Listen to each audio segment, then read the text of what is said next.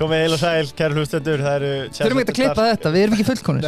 Nei, Chess After Dark bræður sem að heilsa ykkur á sem fallega, miðvikudagskvöldi? Já, shit, ég held að tæki verið bilað. Já, alltaf úrýtt.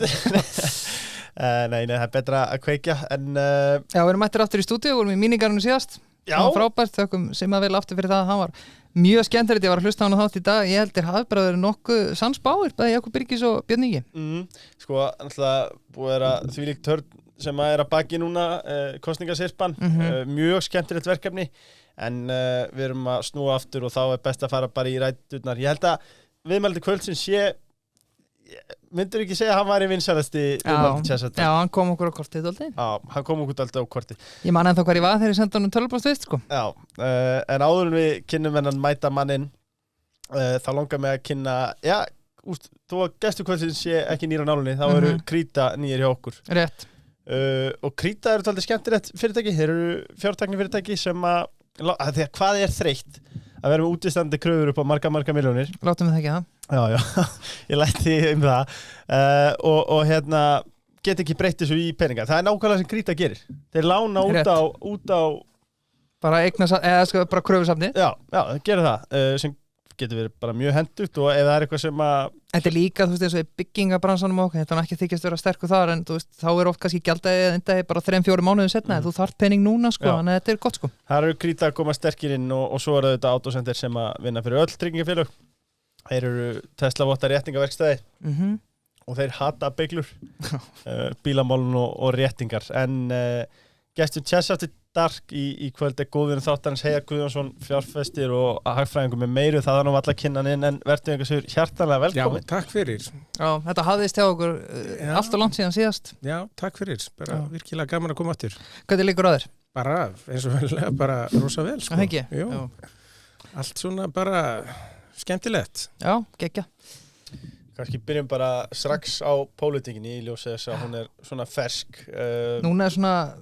sko, hvað maður að segja, lætin og hávaðinu kringum kosningarnar er dálítið búið og núna getur maður kannski aðeins bara andað út og inn og bara hugsa bara, förum núna yfir þessi lofur sem þessi flokka voru búin að lofa og við náttúrulega erum aðalega að tala þessi lofur í efnahagsmálum, eða ekki? Jú, já, ríki setjast en það er ekki öll kurl komin til grafar, við hefum eftir að mynda ríkisstjórn og svona, en jú, við getum Valkyrjurnar mættar, já. Já, vinnum okkur bara niður, byrjum á stærsta flokknum og förum svo niður, en sko já, kannski bara byrjum á samfylkingunni. Þeir vilja, ef við ekki byrja því að ræða bara hvort það hefur komið honum óvart, þessi úrslit. Jú, já, með það setna, þú ræði, þetta er þinn þáttur. Já, ég var nú að viðurkenna það. Ég átti ekki vona því að sósíalistar, vinstri græn og píratar fengju svona slæma útreið. Ekki það að ég syrgi það, en ég bara bjóst ekki við því. Nei. Og á sama hátt að þá bjóst ég ekki við því að svona, þetta yrði svona frekar jafnt á milli flokkar. Við erum með sko 4 flokka sem eru svona allir að fá bara ágætis kosningu. Þannig að já, þetta komir bara þægilega óvart. Myndirðu segja þarna, núna er allir að keppast við að segja, Hannes Hólmsteinn talaði mikið að þetta er greinilega hægri sveifla, sumir segja þetta er vinstri sveifla, er þetta ekki bara eitthvað begja blands eða? Já, alþjóðlega er hægri sveifla. Það fer ekkert fram hjá neinum sem fylgist með því hvernig stefnur og straumar er að hreyfast alþjóðlega. Og mér finnst það bara löngu orðið tímabært. Já. Og núna er svolítið að koma skuldadögum og þá þarf almenningur og stjórnmálmenn í framhaldinu að því að gera sig grein fyrir því að það er ekkert að eyða bara peningum eins og drukkin sjómaður. Það þarf raunverulega að sjá fyrir endan á hlutunum og sína ábyrgð og við sjáum hvað er að gerast í Þýskalandi þar sem stjórnin féll fyrir 3 vikum strax eftir kjör Trump og það upplausnar ástand sem er í Frakklandi núna, það upplausnar ástand sem er í Bretlandi, svo vonlausa staða sem er í Noregi. Að þetta er þannig að þarna eru aðilar sem eru bara búin að missa trúveruleika almennings og fjármagnsins og þess vegna er fjármagnsflótti frá þessum svæðum. Og þá náttúrulega til svæða sem sína meiri ráðdeild. Ég ætlaði bara að spyrja þig, sko, Ólafur Þór Harðarson mætti viðtalið til kosningar og sagði þetta augljóst ákall það að það þarf að lækka þröskuldin til að komast inn á þing og svo allir að syrgja það að Vinstri græni fá ekki einhverja ríkistyrki. Ég finn, ef ekki vera að hækka þröskuldin og sleppa þessu ríkistyrki. Jú, það mjög fróðlegt ef að horft svona aðeins lengra aftur að ef ég mann rétt að var í kringu 95 þegar var ákveðið hvað þröskuldur ætti að vera upp á að komast inn á þing og þá var Steingrímur Jóð nýbúinn að stofna þannig Vinstri græna ef svo má segja og vildi endilega þetta væri 5%. Það voru margir á því að þetta ætti jafnvel að vera hærra vegna þess að hún náttúrulega meiri einingu vegna þess að þá neyðuru fólk til að fara saman í breiðari fylkingar og miðla málum innan hópsins. Við getum séð svona öfgadæmi í hináttina eins og einmenningskjördæmi eins og til að mynda í Bretlandi þar sem rosalega erfitt að halda hópin. Þá koma fram rosalega mörg svona einmálsframboð sem reyna að taka allt í gíslingu. Og í dag sem betur fyrir, það mjög auðvelt að gera skoðanakannanir. Fyrir daga Símans þá að allir ættu síma og það verið auðvelt að hafa samband við fólk eins og fyrir daga netsins þá var meira að segja skoðanakannanir framkvæmdar þannig í Bandaríkjunum að þeir svo voru ákveðin í skoðan voru beðnir að sturta niður á klóstinu og svo var mælt hversu mikið vatn fór miðað við hvert mál. Já. Og ef maður ber þetta saman við hvernig staðan í dag, þú getur nánast fengið á klukkutíma fresti uppfærslu á því hvað þjóðarviljinn, hvar hann liggur, sem auðvitað jákvætt. Stjórnmálamenn hljóta bjóða sig fram til þess að sinna hagsmunum kjósenda. Já, algjörlega. Þannig að þetta svona, og svo annað dæmi, ég bjó í Sviss líka, ekki bara í Bretlandi og þá náttúrulega þjóðaratkvæða greiðslur þar, mjög tíðar og í dag með rafrænum skilríkjum og snjalltækjum rosalega auðvelt að koma því við. Hefði ekki kannski líka, en þegar þú ert að tala þetta, þú veist, ef þetta væri svona verið þengjandi fólk sem þetta alveg, en hefðu mögulega mánuði tveim eða þegar Bjarni bara sleiði ríkisstjórninni, bara þessi 3 flokkar til dæmis, Pírata, Sósíalistar og VG, hefðu ekki bara samin okkur í eitt stórt afl, þú veist? Jú, en þarna svolítið búið að stofna að væða hvern flokk fyrir sig, það eru komin starfsmenn, það eru komin trúnaðamenn, þau líta svolítið á sig sem stofnun og þetta hárrétt spurning vegna þess að þarna eru komin úr tengslum við málstæðinu, svo má segja, farin bara að hugsa það hvernig stofnuninni reiðir af, frekar heldur en hvernig málstæðinum reiðir af. Og maður sá það að núna þegar Vinstri græn eru komin í fjárhagskrögga, það fyrsta sem þeim datt í hug, það var að fara með betlistaf til Pírata og Sósíalistaflokksins. Við eigum ekki að saminast.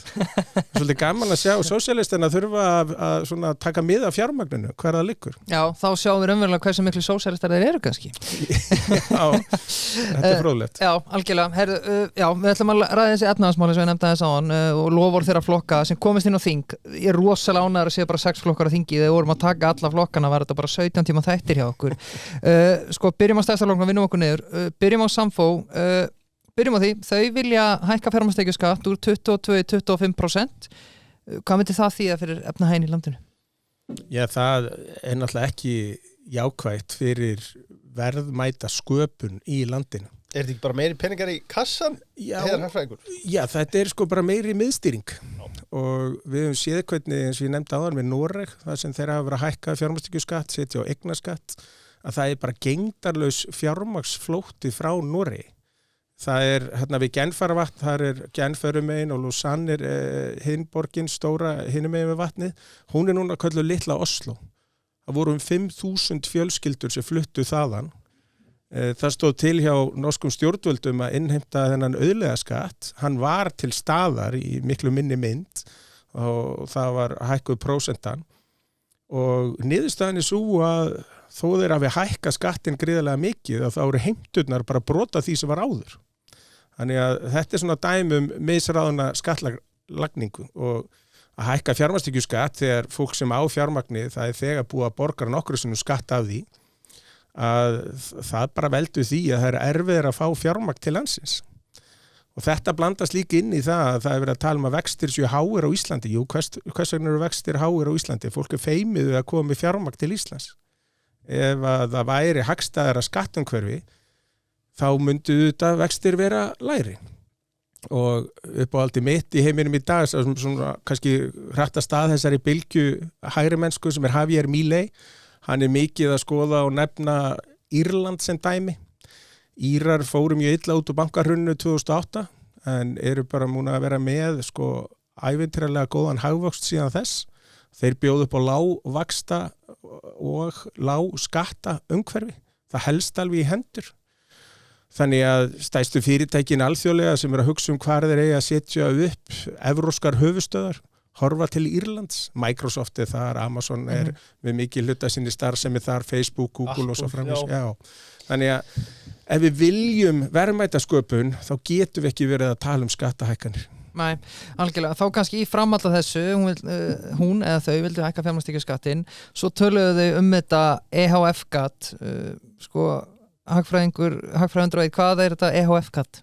Já, þau vilja meina að út af því að fjármagnstekjuskatturinn sé lægri heldur en tekjuskatturinn, þá sé hægt að skammta sér pening á lægri sköttum út úr enga hluta félagi heldur þú værir almennu launamaður.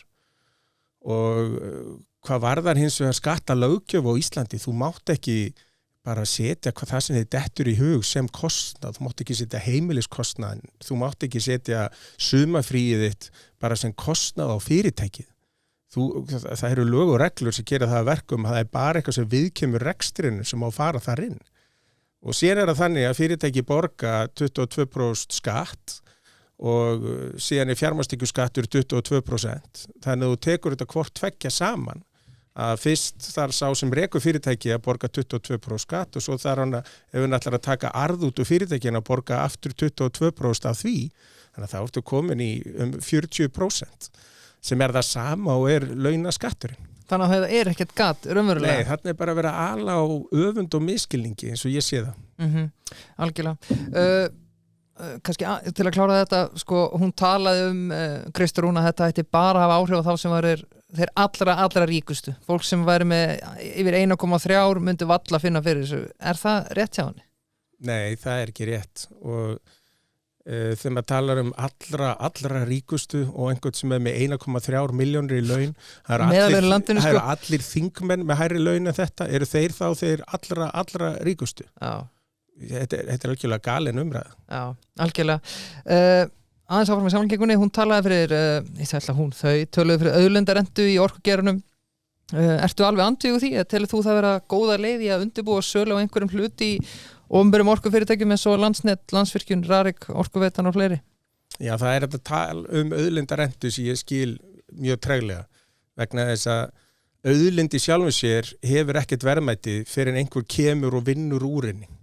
Og sá sem vinnur úr henni á hagkvæmari hátt heldur en einhver annar, hann er að nota þekkingu og hugvit til þess og reynslu og á að skattleggja það eitthvað sérstaklega. Þetta er svona, eins og ég er mjög mikið með jöfnum tækifærum, þá er ég ekki fylgjandi því að allir eiga að hafa jafna útkomu. Þetta leiðir til þess að slugsarnir, þeir komast upp með miklu meira heldur en þeir sem eru afburða.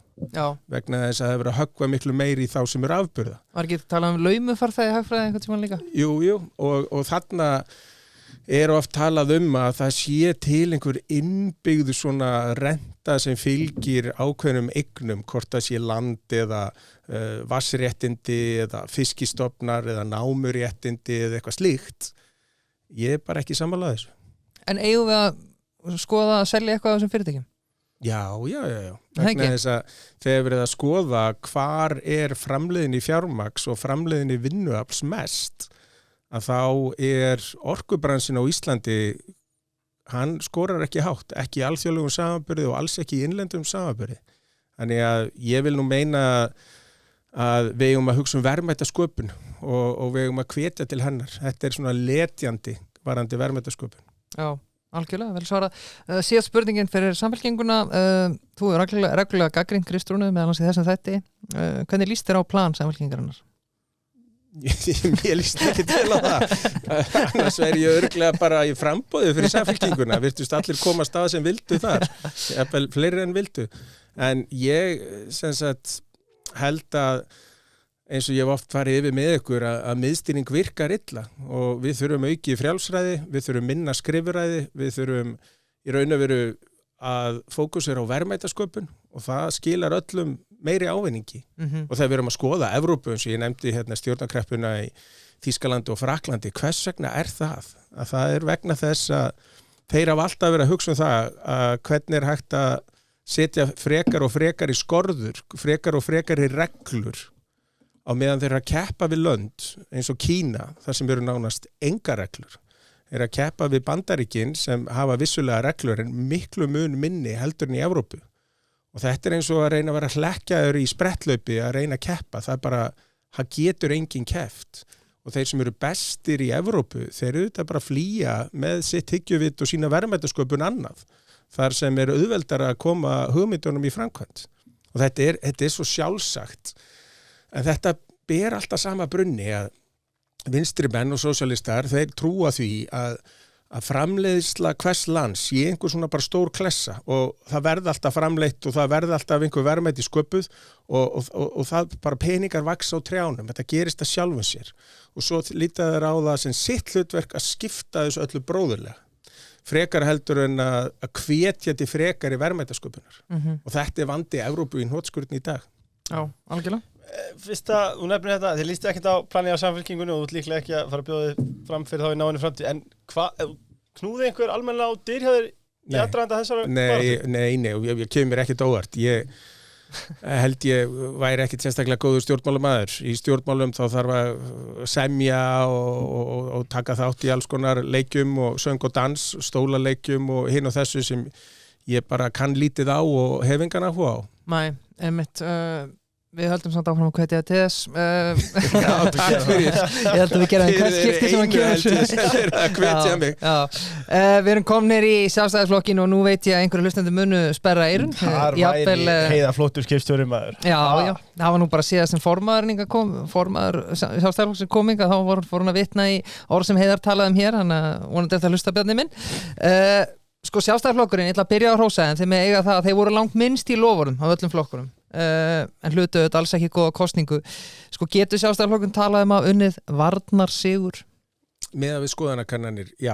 Miðað við hins vegar þegar Bjarni tók á sig rögg og sleit þessu umögulega stjórnarsamstarfi að þá virtist þetta að koma svolítið flatt upp á þá. Þeir voru ekki tilbúnir. Þeir voru samt aðeilinn sem hratt þessu stað. Og strax á eftir mældist flokkurum með 22% fylgi, datt síðan í 12% af því þessu var ekki fyllt eftir. Og það er kannski svona vandi Sjálfstæðisflokksins að stofnanavæðingin sem ég var að tala um áðan, hann er orðinn alltaf stofnanavæddur sem flokkur og er svolítið mikið að bara viðhalda sjálfu sér, frekar og viðhalda sínu kerfi og sínu fólki, frekar heldur en að berjast fyrir hugsjónunum sem hafa stofnaðir í kringum. Og hugsjónunar eru mjög einfaldar, það er bara einstaklingsviðskipti og athafnafrelsi og þess vegna held ég ef að menn myndi alltaf setja þá mælistikku og öll mál sem kæmu upp, þá myndi hann fá miklu meiri og betri kosningu, meira fylgi. Þannig að hvað varða Sjálfstæðisflokkin, þetta er sannarlega að varna sigur miðað hvað í stemdi, en flokkurinn hefur miklu meiri hljómgrunn. Íslendingar eru ekki vitleysingar. Nei. Það er nefnilega, það eru margir sem halda að Íslendingar séu vitleysingar, sérstaklega á vinstri vægnum og þeir þurfa að stjórna þeim. Og ég treysti Íslendingum algjörlega til að hafa fulla stjórn á eigin málum. Og Sjálfstæðisflokkurinn einu flokkurinn sem í gegnum tíðina hefur bara staðið á því í fastari fótunum. Þangað til svona síðustu ár, þar sem hann hefur svona stofnanavæðst og runnið svolítið saman við þetta opinbera kerfi. Já. Algjörlega. Það er að skipta fórustu í flokknum eftir þessar kosningar? Já. Er bóðlegt, þú ert eiginlega búin að svara þessu, en ég meina, sko Bjarni einmitt syngur sama söng og þú segir með skoðanakannir er þetta gott eða allavega ekki slæmt, en sko Viðreisn og fleiri tölum afhróð, tekur undir það? Þetta sé afhróð fyrir Sjálfstæðisflokkinn? Nei, það er hluti af þessum pólitíska leik sem ég finnst ekki skemmtilegur. Það er að reyna að stela einhvern veginn umræðinni og reyna að eigna sér hana og alltaf reyna að varpa sjálfu sig fram í kastljósið. Og þetta skilja eitthvað svona Viðreisn að segja þetta. Ég meina, þeir eru sannarlega að bæta mun meira við sig heldur en flestir aðrir og þá viltu svolítið stimpla það inn hjá fólki að þeir séu sigurvegarinn og einhver annar sé að tapa. Klart. Já, við erum áður dettum í Viðreisn, þá er það Serrano. Já, þeir vildu taka Viðreisn. Og ég er á þeirri skoðun að Serrano sé, já, þetta eru líklega bestu vefjur í Evrópu. Já, og er þetta bant á serrano.is? Mér finnst það oft gleymast, sko.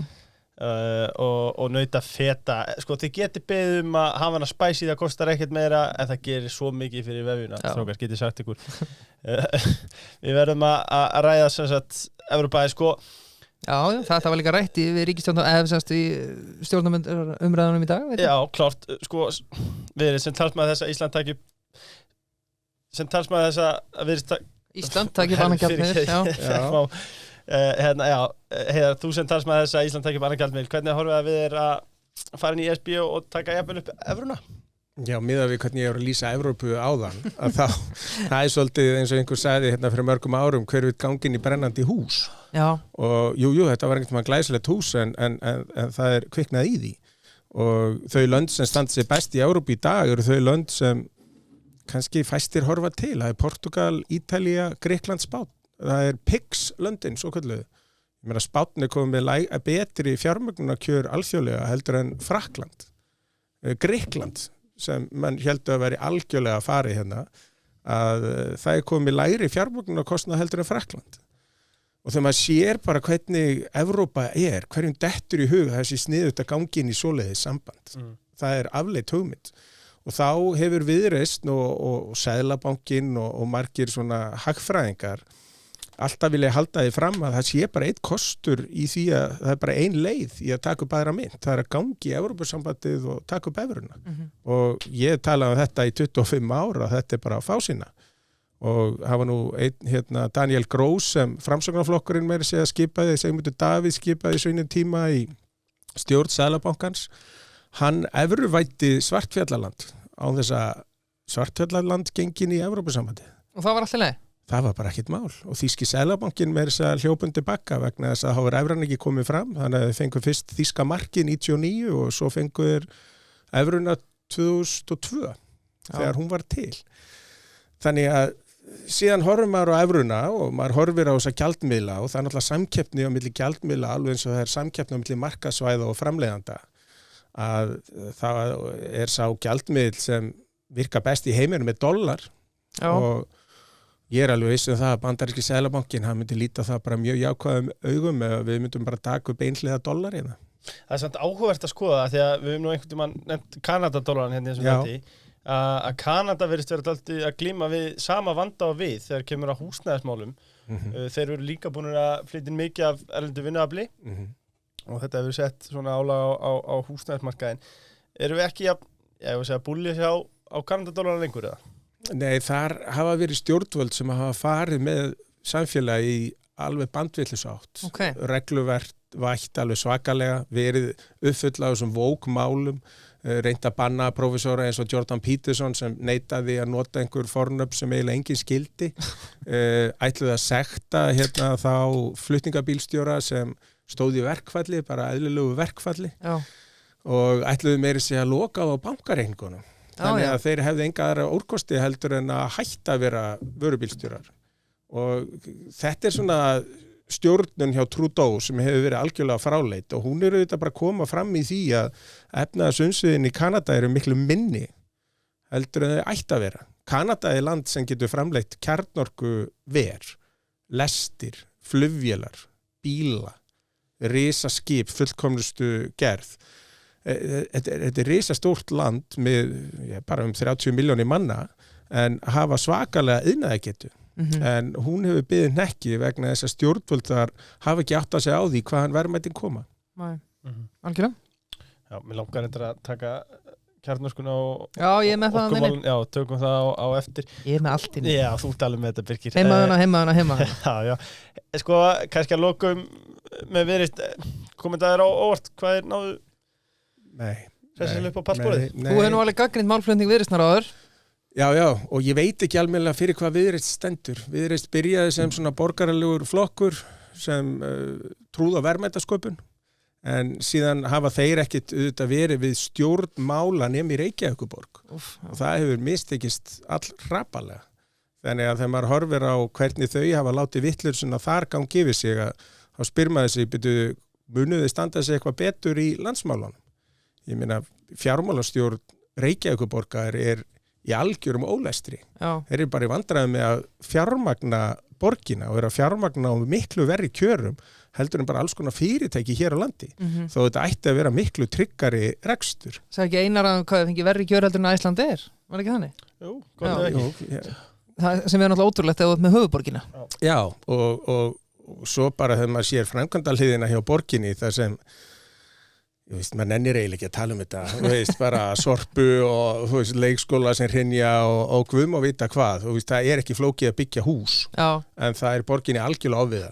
Sko, eitt sem ég verða að spyrja, því að við vorum með Dabi hjá okkur og ég meina Einar Þorsteinsson borgarstjóri var hjá okkur daginn og hann sagði bara, hann þurfti bara að taka sér veikindaleyfi eftir að skoða fjárhagsstöðuna hjá Reykjavíkurborg þegar hann mætti þarna og Dagur B sagði, já, það út af verðbólgunni og vextunum sem Sjálfstæðisflokknum að kenna, það ekki mér að kenna. Svo mæti Þorgerður Katrín til okkar og hún segir að skuldahlutfalli á Reykjavík sé bara frábært með önnur sveitafélög og svona. Þeir eru búin að vera falsa bókaldið með eins og uppfæra eignir hjá félagsbústöðum sem stendur aldrei til í að selja. Þannig að þeir eru að færa félagsbústaði inn í reikningana hjá sér ekki á rekstrarvirði heldur upplausnarvirði sem sko 20 milljarða sem sagt munur. Og hækka arðgreiðslunni í Orkuveitunni líka ekki? Jú, og hjá Orkuveitunni þá hafa þeir vísvitandi verið að misfæra með sérleyfið sem þeir hafa þar. Þeir hafi raun og verið einokun á því að dreifa vatni, heit og köldu og rafmagni og þeir hafa verið að hækka þau gjöld langt umfram það sem þeim leyft með lögum. Og það hafa þau gert með því að færa í raun og veru kostnað sem ólöglegt. Það óskiljanlegt að Orkustofnun hafi ekki fylgt því máli eftir. Orkustofnun veit svo sannarlega af þessu að þeir með samkeppnisrekstur líka hjá Orkuveitunni, þeir eru með ljósleiðara, þeir eru með orkuframleiðslu og svo eru þeir með veitur. Og þeir eru að færa kostnað úr samkeppnisrekstri yfir í einokunarreksturinn. Og það ólöglegt. Og þetta hafa þau gert allt frá hruni. Og það bara starfsmaður í fjármáladeildinni sem tekur kostnað sem fellur til annar staðar og færir hann inn í bókhaldið þar sem hann á alls ekki að vera. Og þannig eru sko veitugjöld í Reykjavík sem langhagkvæmasta veitusvæði landsins. Allt og há. Og þetta lögbrot. Það enginn að fylgja þessu eftir. Ef þetta væri venjulegt fyrirtæki þá var það komið í steining bara? Já, stjórnendurnir og svo annað að samkeppniseftirlitið væri búið að skoða þetta. Vegna þess að þarna ertu að niðurgreiða samkeppnisreksturinn. Og borgin má ekkert gera það. Nei. Á kostnað almennings í Reykjavík. Já, þannig að þau eru að reyna að slá ríki í okkur þegar þau segja að þetta sé alveg jafn slæmt í hinu sveitafélögunum. Þau eru bara ekki að segja satt. Já, takk. Ég þurft heiða þegar Dagur B var hérna. Já, það hefði verið gaman. Það verið líflegt. Þetta hafa bara í eirónum. Ég var í stjórn nemendafélagsins í Verslunarskólanum þegar hann var inspektor í MR og mér þótti mjög gaman að tala við hann. Við held ég höfum ekki verið sammála eitt einasta hlut nema hvað hugsanlega klukkan væri. Mögulega það. Klart, ég ætla að opna þessu út. Já, gerðu það. Flokkur fólksins, sko, Inga Sæland, hún með ansið margar fjörugar hugmyndir og átti greinlega heldur betur upp á pallborðið hjá þjóðinni með náðu bara talsverðu kjöri. Sko, ein af þeim hugmyndum sem hún hefur viðhaldið að afnema allar skerðingar til aldraðra og öryrkja í almannatryggingakerfinu og hún metur það kosti það vil 50 milljarða, einhverju hafa nú talað að kosti kannski 90 ekki? 200 90 árið eitthvað. En hún var reyndar að tala að það væri ekkert mál að fjármagna þetta. Ein leið til þess væri til að mynda að sækja bara 90 milljarða ári hjá lífeyrissjóðunum. Er þetta ekki vera borlíkandi? Já, eignaupptaka ef að hún væri leyfileg þá sem betur fyrir hún bönnuð í stjórnarskrá og eignarétturinn svona frekar heilagur sem betur fyrir.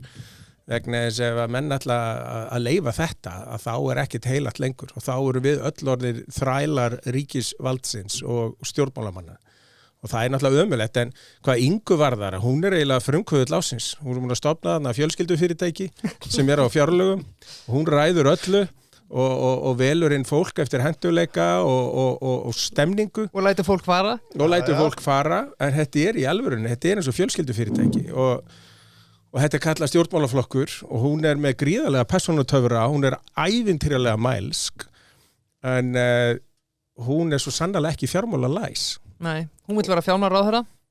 Já, ég bara guð forðakur frá því. Já, það voru fleiri sniðapælingarna að hækka lágmarkslaun upp í 450.000 krónur án skerðinga. Sorry, bara því að ég held að sé alveg mikið af hlustendum sem að vita hvað að tala með þessa 90 milljarða ekki að skilja rétt bara þú út með hún vildi þess að það væri lágmarks innkoma hjá hverjum eftir skatta 450.000 á mánuði. Já. Þannig að ef þú værir á örorku eða atvinnuleysisbótum eða á launum að þá værir alltaf tryggur með 450.000 að lágmarki eftir skatta. Það sem gerist ef að þú ætlar að, ég man bara dæmis að hérna, ég var í háskólanum þá var eitthvað framboð sem hefði verið þar og það hét alkohóllistin og þau vildi fleiri vísindaferðir og hærri einkunnir. Já, ég þarf að koma þangað. Hærri einkunnir á alla og þetta var náttúrulega grínframboð og þetta eins og að segja bara hækkum launin hjá öllum og það rosalega gott. Auðvitað einhver sem lítil börn myndi trúa þessu en við hinn sem vitum hvað verðbólga það þýðir að allt í kringum okkur hækkar bara í verði þannig að raunlaunin það sem eftir stendur verða bara þau sömu. En þú ruglar allt kerfið í smá tíma með verðbólgu og þannig að ætla að hækka allir launum svona með einhverju ríkisaðgerð sem ekki einu sinni fjármagnuð það bara ávísun á verðbólgu. Og svo vildi hún líka þá skattleggja iðgjöld inn til lífeyrissjóða sem eru svo skattlögu eftir á eins og þau eru í dag eða ekki? Jú. En þá erum bara að taka pening af okkur, þjóðinni. Þetta bara eignu upptaka. Þannig að þetta eins og þú verður að fyrirfram greiða skatt í dag fyrir vinnu sem þú ætlar að vinna næstu 10 árin. Og býtu á hverju ætlar þá ríkið að lifa eftir 10 ár eða 9 ár eða 8 ár eða ef þið tekið í dag. Og þá alltaf verið að taka af næstu kynslóð en það einhver sem enda með það að það sáralítið eftir. Já. En ekki líka hræðilegt að ef fólk var að kjósa flokkin út af þessum atriðum? Ég velti því fyrir mér af því að... En það var enginn í kosningabaráttunni sem nefndi almennilega að benda á hversu galin þessi hugmynd var. Ég held að hún hef ekki ætlaði ríkisstjórn, Hún var fyrir mér, þetta blasir svolítið hárfið þannig við mér að þetta sé bestaflokksframboð eins og Jón Gnarr á sínum tíma. Fólk sé bara mótmálað sem bara komið nóg að kýs bara þetta og hún hafði ekki tímið sér að fara í ríkisstjórn endilega, En það bakka strax með það úr 450, komin niður 420 núna í einhverjum sjónvarpsviðtölum. Og hún sagði líka fyrir kosningar, ef að menn gangast ekki við þessari kröfu 450.000 óskertar, þá þurfa ekkert að hafa fyrir því að banka upp á okkur. Þá segir bara nei við ríkisstjórn. Allt í hennu farið að taka hana alvarlega, en þetta samt staða sem að ég ekki vissum að margir hafi búist endilega líka, við. Ég vona bara Kristrún og Þorgerður, Kristrún nú menntaður hagfræðingur, þau hljóta að vera að taka þessa ræðu á hana bara Inga, þetta gengur ekki upp. Já, ég vona það, en ef að þau ákveða að fara í þetta, segja eins og svo þessi 3 flokkar, þau raun og vera að tala fyrir eignu upptöku, þau eru að tala fyrir auknum auðlindagjöldum, allir 3 flokkarnir, og þau eru að tala fyrir aukinni skattheimtu, svo segir Viðreisn núna, nei, við erum ekki að því. En hinni 2 eru sannarlega því. Þá þetta nú alls ekki góður ríkisstjórn eða góður stjórnarsáttmáli sem kemur út úr þessu. En þær myndast svo vel saman. Já, það stemning í þessu. Þetta svona eins og einhver dressmann, hvenna útgáfu, auglýsinga, 3 ára lappa saman. Já. Hann nú það. Ég held að þetta sé bara, ég ætla að skrifa þessa mínútu hjá mér því að ég held að þetta hljóta verið leikþáttur hjá Þorgerði. Hún getur ekki farið í samstarf með henni. Já, Kristrún veit miklu betur en þetta. Kristrún ekki vitlaus og hún sér alveg samingi hlutana. Þannig hún áttar sig á því út af því að þetta lofur hjá Flokki fólksins ef þið farið inn á heimasíðuna eða lesið svona stjórnmálastefnuna þá var þetta ekkit inni. Þetta kemur bara inn svona loka metron sem svona eitthvað viðbóta tromp tilraun að sjá hvort að þetta grípi. Og eins og ég sagði áðan, eignarrétturinn heilagur og varinn í stjórnarskrá ef þetta leyft að þá má allt. Hún náði líka að selja held ég fólki, ég verður að segja það að ég þekki engan sem kaus Flokk fólksins og ég bara vissi ekki að þetta komið rosalega óvart á kosningunum. Hvaða fólk þetta? Ég þekki engan sem var ekki sumarbústað. Nei, já, sem Bjarni segi, en það sem hún náði held ég sem rangfærsla ég held hún að ná að selja þetta þannig að hún var að taka peninga af stóru lífeyrissjóðunum en hún fattaði ekki að það bara að taka peninga af okkur. Já, og það eins og fólk sem heldur að við látum bara ríki gera þetta, en hvaðan fær ríki peningana? Það frá okkur. Og í Bandaríkjunum hafa stjórnmálaflokkar sem hafa komið fram og sagt öll skattheimta í þjófnaður. Vegna þess að þú verður að líta á það þannig, þú ert að taka eitthvað af einhverjum, hvað svo þú kallar það, þú kallar það skatt, að þá bara verið að taka af sjálfsaflafé almennings, hvort sem það er neysluskattur eða tekjuskattur eða eitthvað, það er verið að taka af einhverjum sem á peningin. Það þýðir ekki að reyna að taka peninga af einhverjum sem á ekki. Það er alltaf verið að taka peninga auðvitað af einhverjum sem á eitthvað. En þá fara stjórnmálamenn að snúa svo við og tala vannýta skattstofna. Já. Og við þurfum nú að nýta betur eins og við séum einhverja mjólkukýr sem það bara mjólka aðeins meira almenningur. Við eigum bara að standa okkar bás og framleiða. Er það ekki líka þannig að flokkur fólksins er að fá alveg umræðina, það er bara að þetta er svo mikið rugl. Sko, segjum sem svo ef þetta færi í gegn 450 skall skerðingalaust, þá nú ekki mikill hvati fyrir okkur hinn að vera að djöflast alla daga. Nei. Þá er bara þægilega að vera bara með podcast og svo vera bara á atvinnuleysisbótum. Já, miklu betra. Já, það er ekki að vinna neitt. Slá botnin í þennan flokk, annaður en ég ærist. Já. Kannski eitt sem við langaði sem það ræði sambandi við lífeyrissjóðina, fæðingartíðin 1,6, sko, við erum ekki eignast mikið að börnum, en eru lífeyrissjóðunir ekki bara heilladísjunum sínum með alltaf innflutta vinnuafl? Væru þeir ekki basli annars, eða hvernig það? Nei, vegna þess að raunvextir af því að við erum með sem betur fer sjóðasöfnuna kerfi. Þannig að meðan allir, og við erum að borga rosalega hátt hlutfall af launum í hverju mánuði, 15,5% inn í lífeyrissjóði. Þannig að það er hver einstaklingur og hver kynslóð sem safnar fyrir sjálfum sér. Það er svoleiðis. Það er sjóðasöfnuna kerfi. Sem betur fyrir var þessu komið á hérna fyrir 40 eitthvað árum. Og þarna erum við allt öru vísi heldur en flestar Evrópuþjóðir. Það sem heitir gegnumstreymiskerfi. Að næsta kynslóð borgar fyrir eldri kynslóðan í dag. Og þar er þetta sko, svo svakalegt vandamála eins og þegar François Hollande kom inn sem forseti í Frakklandi og sagði bara við bara aukum lífeyrisréttindin og hann bara gerði það með einhverju pennastriki sem forseti og skuldir Frakklands jukust 1000 milljarða evra með þessari einu aðgerð. Og svo ætlaði núna hann, Macron að taka eftirlaunaaldurinn úr 62 upp í 64 ár og allt brjálað og komst ekkert áfram með það. Aðeins að minnka höggið af því sem Hollande hafi gert. Og þar, ef við horfum á skuldir franska ríkisins að þá samkvæmt opinberum gögnum 130% þjóðarframleiðslu eitthvað en samt eru þeir hluti af Evrópusambandinu sem segir að þessi skilyrði, þessi takmörkun á skuldum ríkisins það megi bara vera 67% en þeir eru búin að tvöfalda það. En þá eru ótaldar lífeyrisskuldbindingarnar sem eru 100% í viðbútt. Þannig að þeir eru nærði að vera 230% af þjóðarframleiðslu skuldir Frakka.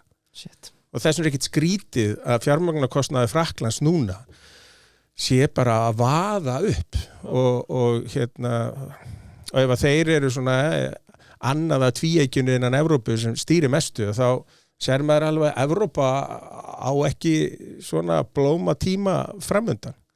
Þannig að lífeyriskerfið á Íslandi er gríðarlega sterkt og þó okkur sé ekki að fjölga að þá af því að þetta er tengt við hverja kennitölu og við hverja kynslóð að þá eigum við alveg í dag. En ef einhver eins og Inga Sæland ætlar að fara að riðla þessu kerfi að þá er komið í óefni bara á örskumum tíma. Það leggst aðeins rólegur á kottan ég. Já. Sjóðasöfnuna hér á Íslandi. Vonandi gengur þetta bara vel. Það er komið að miðflokkinum, sko, ef við ekki byrja á því bara, hvernig leist þér á hugmyndir að gefa þjóðinni Íslandsbanka eða hlutabréf í bankanum? Mér leist ekki vel á það, en mér leist alltaf vel á það að lækka skatta. Og þetta er ígildi þess að lækka skatta. Að taka ríkisegnir og gefa hverju einustu kennitölu yfir 18 ára aldri sem er fjárráða. Getur 30 ára krakki reikið hluti sem betur en ríkið sem að færa þá? Nei, hann getur það ekki, en svona 6 ára gæti það. Og maður finnur það og degur þetta bara nammi að 3 ára, það ærist. Þú getur ekki sagt þetta er 30% skattur. Þannig að eignarétturinn kemur bara til okkar mjög snemma, en 6 ára barn sem búið að læra smá í stærðfræði og reikningi, hann getur alveg haldið utanum sína neyslu betur heldur en ríki heldur utanum sína. Já, klárt mál. Sko, vestra hefur verið talað niðurskurðarstjóra eða hagræðinga keisara sem hefur talað þetta hérna á Íslandi. Hann vildi bara fá Heiðar í þetta. Já, nefndi þetta Heiðar til. Það var enginn sem talaði við mig. Sko, ef að þú fengir nú að taka við Keflavík sem hagræðinga keisari, hver að vera svona helstu tilhugðinar í fljótu bræði? Já, fyrir að fyrsta myndi ég bara segja ég þakka það að vera boðið óvinsælasta starf landsins, en ég ekki ríkasti maður í heimi, þannig að ég mun ekki taka þetta að mér. En það náttúrulega fullt af hlutum sem var hægt að taka á, og við erum ekkert að byrja að tala þetta núna. Þegar Friðrik Sophusson var fjármálaráðherra hérna 95-6, þá voru þeir að flytja inn hugmyndir sem Reagan hafi verið með og fleiri að í hvert skipti sem verið setnir í ný reglugerð þá þyrfti að afnema 2. Og þannig minnka reglugerðafarganið. Og með þú fækkar reglugerðum, þá fækkaru eftirlitsstofnunum. Og í dag erum við til að mynda með eitthvað matvæla eftirlit, eitthvað MAST. Svo erum við með heilbrigðis eftirlit í hverju sveitafélagi líka. Fjölmiðla nefnd. Já, en þarna er bara tvíverknaður. Til hvers erum við að þessu? Síðan eru þetta valddreifing alltaf betra að hafa þetta heim í héraði heldur en einhvers staðar í höfuborginni. Fjölmiðlanefnd skila nákvæmlega engum árangri og er bara svona vísir að einhvers konar ritskoðun. Þannig að ef maður skoðar síðan svona stærri útgjaldaliði eins og þegar kemur að því að reka heilbrigðiskerfið, það er þetta hagræða þar gríðarlega mikið. Það er þetta hagræða í rekstri Landspítalans gríðarlega mikið. Það er þetta hagræða í þessum ríkisfyrirtækjum gríðarlega. Ég man það þegar ég var upp á Stöð 2 og var að nota okkar kostnaðarhlutföll á það sem ríkisútvarpið er að gera. Ég hefði treyst mér til að reka ríkisútvarpið fyrir 40% af því sem ríkisútvarpið var rekið fyrir. Og samt er að skila halla? Já, af því að þeir komast upp með. Já, og fá bara meiri pening næst, kannski. Já. Jesus, já. Já, þið getur ekki skila minni halla. Nei, svo segja ég er svo erfitt, það eru kosningar. Það er öll auglýsingaplás uppselt. Svakalega er þetta erfitt. Já. Sko, rétt að Framsókn, það er ótrúlegt hvað dúkkar upp í aðdraganda kosninga, sko. Þá kemur í ljós í hverju, menn hver með klæða, sko, hvort að menn séu hreinlega í fötunum hans keisarans eða í einhverju almennilegu, sko. Viljum auðvitað detta þingi sem eru sorgarfréttir. Já, við syrgjum hann kom og var í flottu viðtali og er náttúrulega bara flottu maður og stóð sem er prýði, en eitt af því sem hann nefndi til sögunar í þættinum hjá okkur var, hann væri aðdáandi þess að breyta Landsbankanum. Ætti bara að vera samfélagsbanki. Ertu sammála því, Heiðar? Ég víst að þessar hugmyndir sem voru að koma hérna núna síðustu dagana fyrir kosningar eru bara dellu hugmyndir sem hafa verið reyndar trekk og skila alltaf sömu niðurstöðu, og að fólk sé að bera þetta á borð, það bara sýnir einhverja örvæntingu. Hvað myndi það þýða ef hann ætlaði til dæmis að vera með Landsbankan sem myndi bara festa óverðtryggða vexti til 20-25 ára, max 3-5 ára binding í dag? Hvað myndi það þýða? Hvað myndi það þýða fyrir hina bankan ef Landsbankin var að bjóða upp á þetta? Já, það sem það myndi þýða er bara að fjármagnir þannig að það sér fram á að tapa, að þá ferða eitthvað annað og vart að þröngva ríkis fjármagninu í þennan veg, hitt fjármagnið eldir ekkert. Nei. Þannig að það myndi bara þýða að eiginlega öll fastegna lán færu til Landsbankans. Hver myndi þora fjármagna Landsbankan? Vegna þess að hann var á leið í hvínandi þrot. Ég myndi ekki þora að vera með innistæðu þar. Ég myndi ekki þora að kaupa skuldabréf og slíkan banka. Þetta gengur ekki upp. Þetta er bara algjört bull. Já. Það myndi bara breyta þessum húsnæðislánum í einmitt bara áhættusöm skuldabréf. Líka, þú veist, viljum var ekki... Og missa alla fjármögnum bankans. Út af það sjá allir sem eiga fjármagn hversu galið þetta er. En viljum var ekki bara að tala um þetta í okkur, menn þetta var bara í öllum sjónvarpsauglýsingum Framsóknar líka, sko. Þetta var ein hugmynd sem var upp á teningnum hjá þeim, því miður. En já, En það fenguðu skell. Þeir fengu skell, sko. Kannski út af þessar hugmynd. Ólíklega ekki með Flokk fólksins þetta. En ef við spáum að þessi í spilin, hvaða möguleika koma til greina í þessari blessu stjórnarmyndun? Framsókn, og þetta getur ekki komið í stað Flokks fólksins, þannig að valkyrjurnar verða annarkvort að finna einhvern samhljóm sem að virtist ekki út frá þessu kosningaprófi fræði. Það voru einhver 3 málefni sem það voru samtaka sem að 50 er nú það er byrjun bara 47 málefnir, 6% bjór sterkar en það, en Sko, hvað eitthvað sem þú ert að horfa í spilunum eða sem líst betra á en annað? Hvað skástaði bóði? Já, náttúrulega hægri stjórn alltaf besta ef hún í búði og ég bara einhvern veginn vona það að fólk lánist að sjá samingi hlutana í þessum málum að peninga vaks ekki á trjánum og það ekki hægt að skattleggja sér til hagsældar það bara hefur yngri þjóð tekist það og aukin inngrip skila bara alltaf minni og minni ávinningi þannig að þetta eitthvað sem frændur okkar norðmenn að vakna upp við vondan draum með Bretar eins og nefnda áðan, frakkar, þjóðverjar það þarf að vinda ofan að þessu kerfi sem búið að vera að reka og við sem betur fer eigum unga þjóð og við séum ekki að fjölga okkur jafn hratt eins og var við eigum sterkt lífeyriskerfi við eigum rosalega mikla möguleika til framtíðar en við þurfum bara átt okkur á því hvar verðmætasköpunin fer fram hún fer ekki fram í opinbera geiran opinberi geirin lifir á einkageiran án einkageirans væri engin opinber geiri þannig að við þurfum að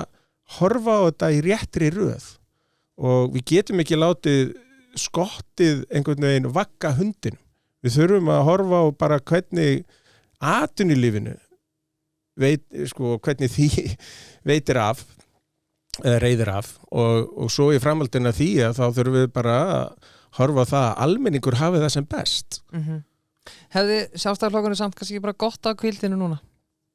Eða er það hættulegt fyrir þjóðuna kannski? Nei, sko, miðað við hvernig Sjálfstæðisflokkurinn var síðastlega 7 ári í ríkisstjórnarsamstarf þá get ég ekki séð að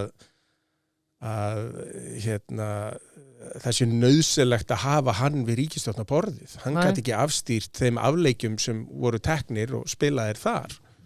Þannig að auðvitað er það þannig, ég kem nú bara úr fyrirtækjarekstri, ég er engin svona stjórnmálafræðingur eða skýrandi en ég er að horfa á efnahagsástandið og í fyrirtækjarekstri þá er það þannig einhver sem er búin að vera yfirmaður, efsti maður í brúnni að hann á oft mjög erfitt þegar hún voru lengur en 8 ár vegna þess að koma með nýjar hugmyndir að fylgja tíðarandanum og fylgja breytingum og annað og ég finn það hjá sjálfum mér að fyrstu 2-3 árin þá getum maður gert mjög margt og svo heldur maður meir í horfinu eftir það en það þarf alltaf að vera svona heilbrigð endurnýjun. Já, algjörlega.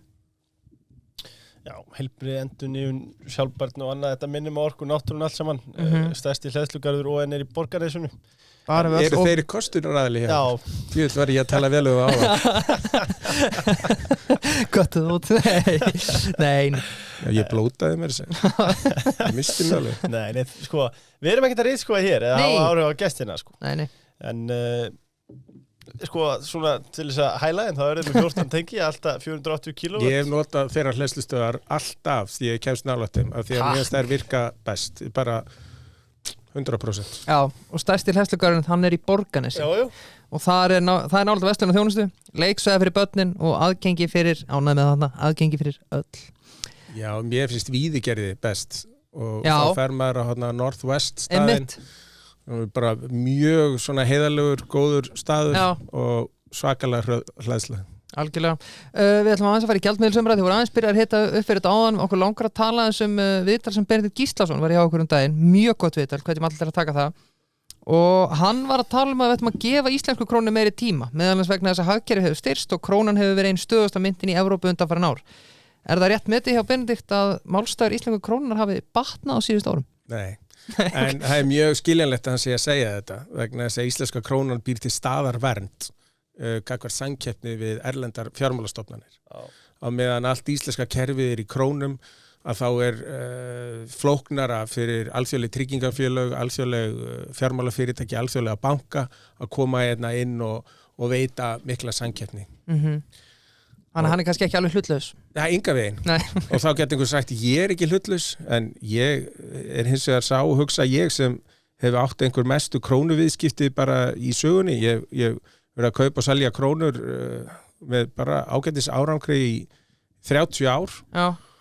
Og Ég hef grætt á íslensku krónunni, persónulega, en almenningur alltaf að tapa á henni og mér finnst það bara ekkert sanngjarnt. Nei, þetta áhuga sem þú átt að segja líka áðan með Svartfjallaland að þeir bara skiptum gjaldmiðil á þess að fara inn í Evrópusambandið af því að það mikið talað ef við myndum fara í Evrópusambandið þá myndi koma einmitt erlendi bankar, kannski erlenda matvöruverslun, erlend tryggingafélög sem myndi bæta hag neytenda en eins og þú segir, það væri þetta bara að ringja til Bandaríkjanna á morgun og þá mögulega myndi eitthvað af þessu fyrirtækjum bara koma hingað til lands. Já, leiður eru komið dollar og þá einhver sem með fyrirtækjarekstur á Írlandi eða í Bretlandi, hann þekki dollar, hann bara til í að koma hingað út af því. Einhver frá Fraklandi eða Evrópu, hann bara til út af því að við erum að nota dollar, við erum ekki að nota þessa krónu sem engi skilur og þá værum við ekki lengur með verðtryggingu heldur. Vegna þess að verðtryggingin fylgir bara íslensku krónunni að því að íslenska óverðtryggða krónan, hún handónýtt. Þess vegna vill enginn lána til langs tíma nema viljum í gegnum einhvern ríkisbanka á niðurgreiddum vöxtum og þess vegna þarf þess að verðtrygging á Íslandi sem flækir kerfið alveg gríðarlega. Það enda rétt sem við glemdum, við vildu ekki bæði flokkur fólksins og Framsókn, þeir vildu bæði náttúrulega taka húsnæðisliðinn úr vísitölu neysluverðs og svo vildu líka bara afnema verðtrygginguna, en það ekki hægt í núverandi formi. Já, þeir vilja bara missa allt fjármagn úr landi, þá geta þeir gert það. Já, þeir vilja það. Algjörlega. Strákar, umhverfismálin já, það alveg ljóst að það mikil eftirspurn eftir orku og raforku og það þýðir auðvitað hækkun á verði. Það spurning hvernig við viljum tryggja heimilunum og yðjunni í landinu orku á sanngjörnu verði.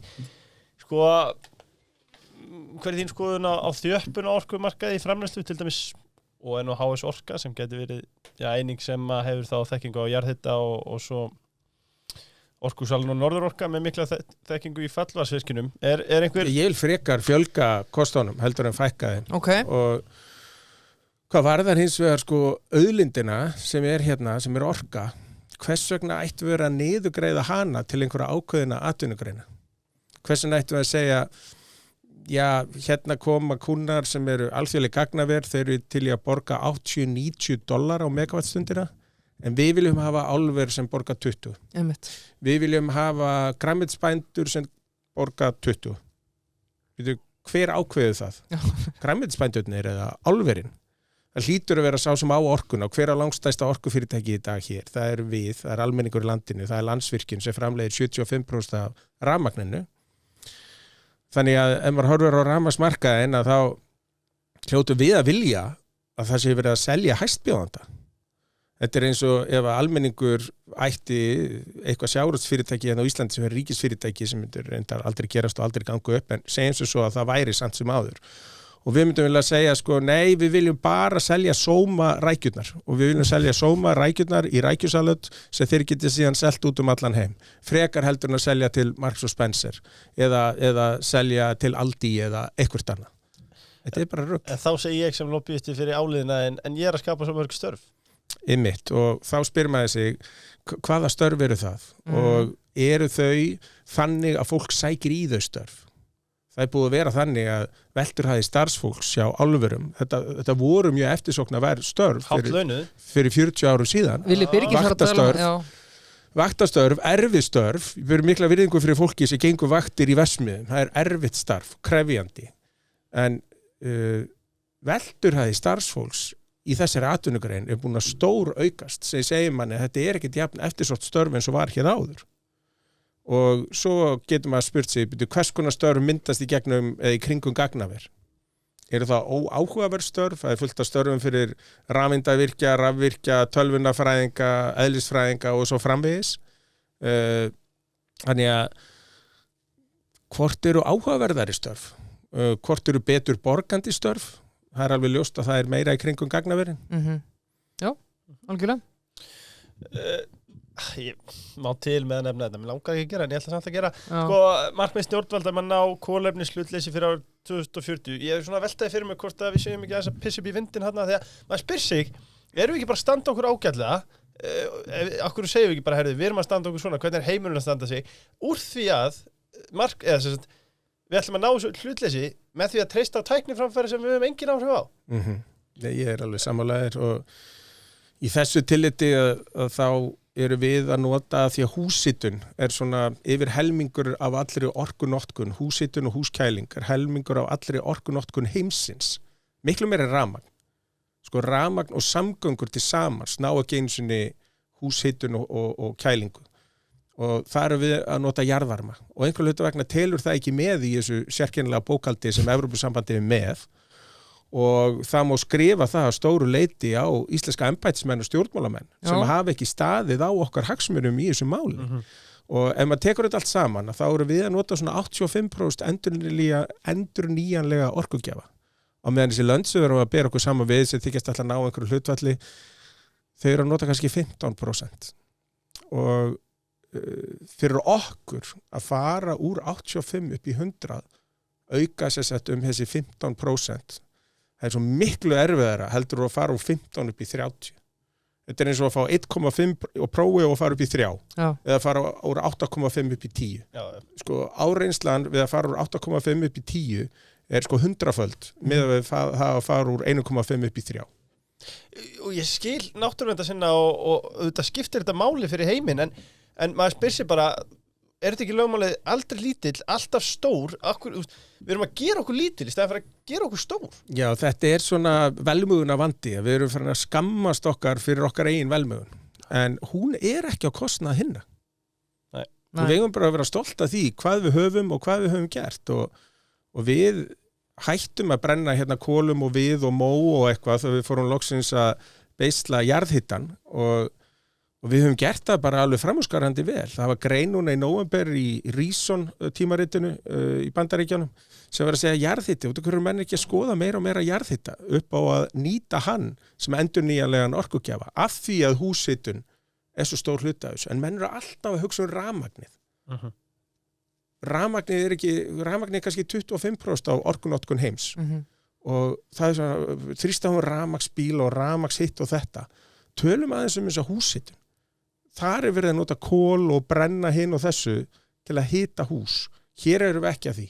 Og einhvern veginn, og ég nefndi áðan hérna Landsvirkjun framleiðir mest af orkunni, það er ekki alveg rétt vegna þess að þeir framleiða langmest af rafmagninu.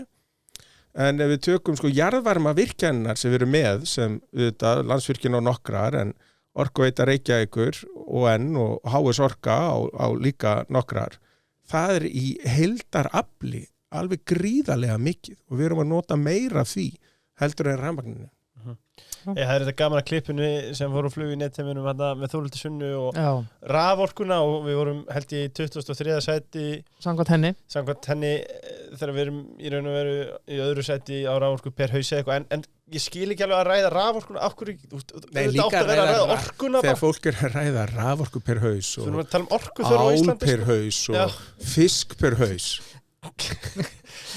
þú veist, við getum veitt mér að fiski á sjálfbæran hátt, myndum við ekki gera það ef við getum framleitt meira orku á sjálfbæran hátt hversuna værum við ekki að gera það það gagnast öllum í kringum okkur það gagnast okkur og þá kemur eitthvað svona hver er málsvari náttúrunnar og málsvari náttúrunnar ég var í sveit í gamla daga og hérna þegar maður bara fer upp á hálendi ég hef verið leiðsögumaður upp á hálendi og maður að lappa gamla slóða og maður að lappa gamla sveitavegi náttúran étur þetta bara nokkrum áratugum allt saman, þetta hverfur bara inn í landslægið framkvæmdir gamlar minjar, hversuna við komum gras yfir þetta allt saman hversuna er þetta allt smá sem að náttúran er að éta þetta allt saman þannig að það er alltaf verið að tala íslenska náttúru eins og hún sé svo rosalega viðkvæm og annað auðvitað eigum að ganga vel náttúruna en náttúran er samt þannig að hún sigrar alltaf að lokum Já, algjörlega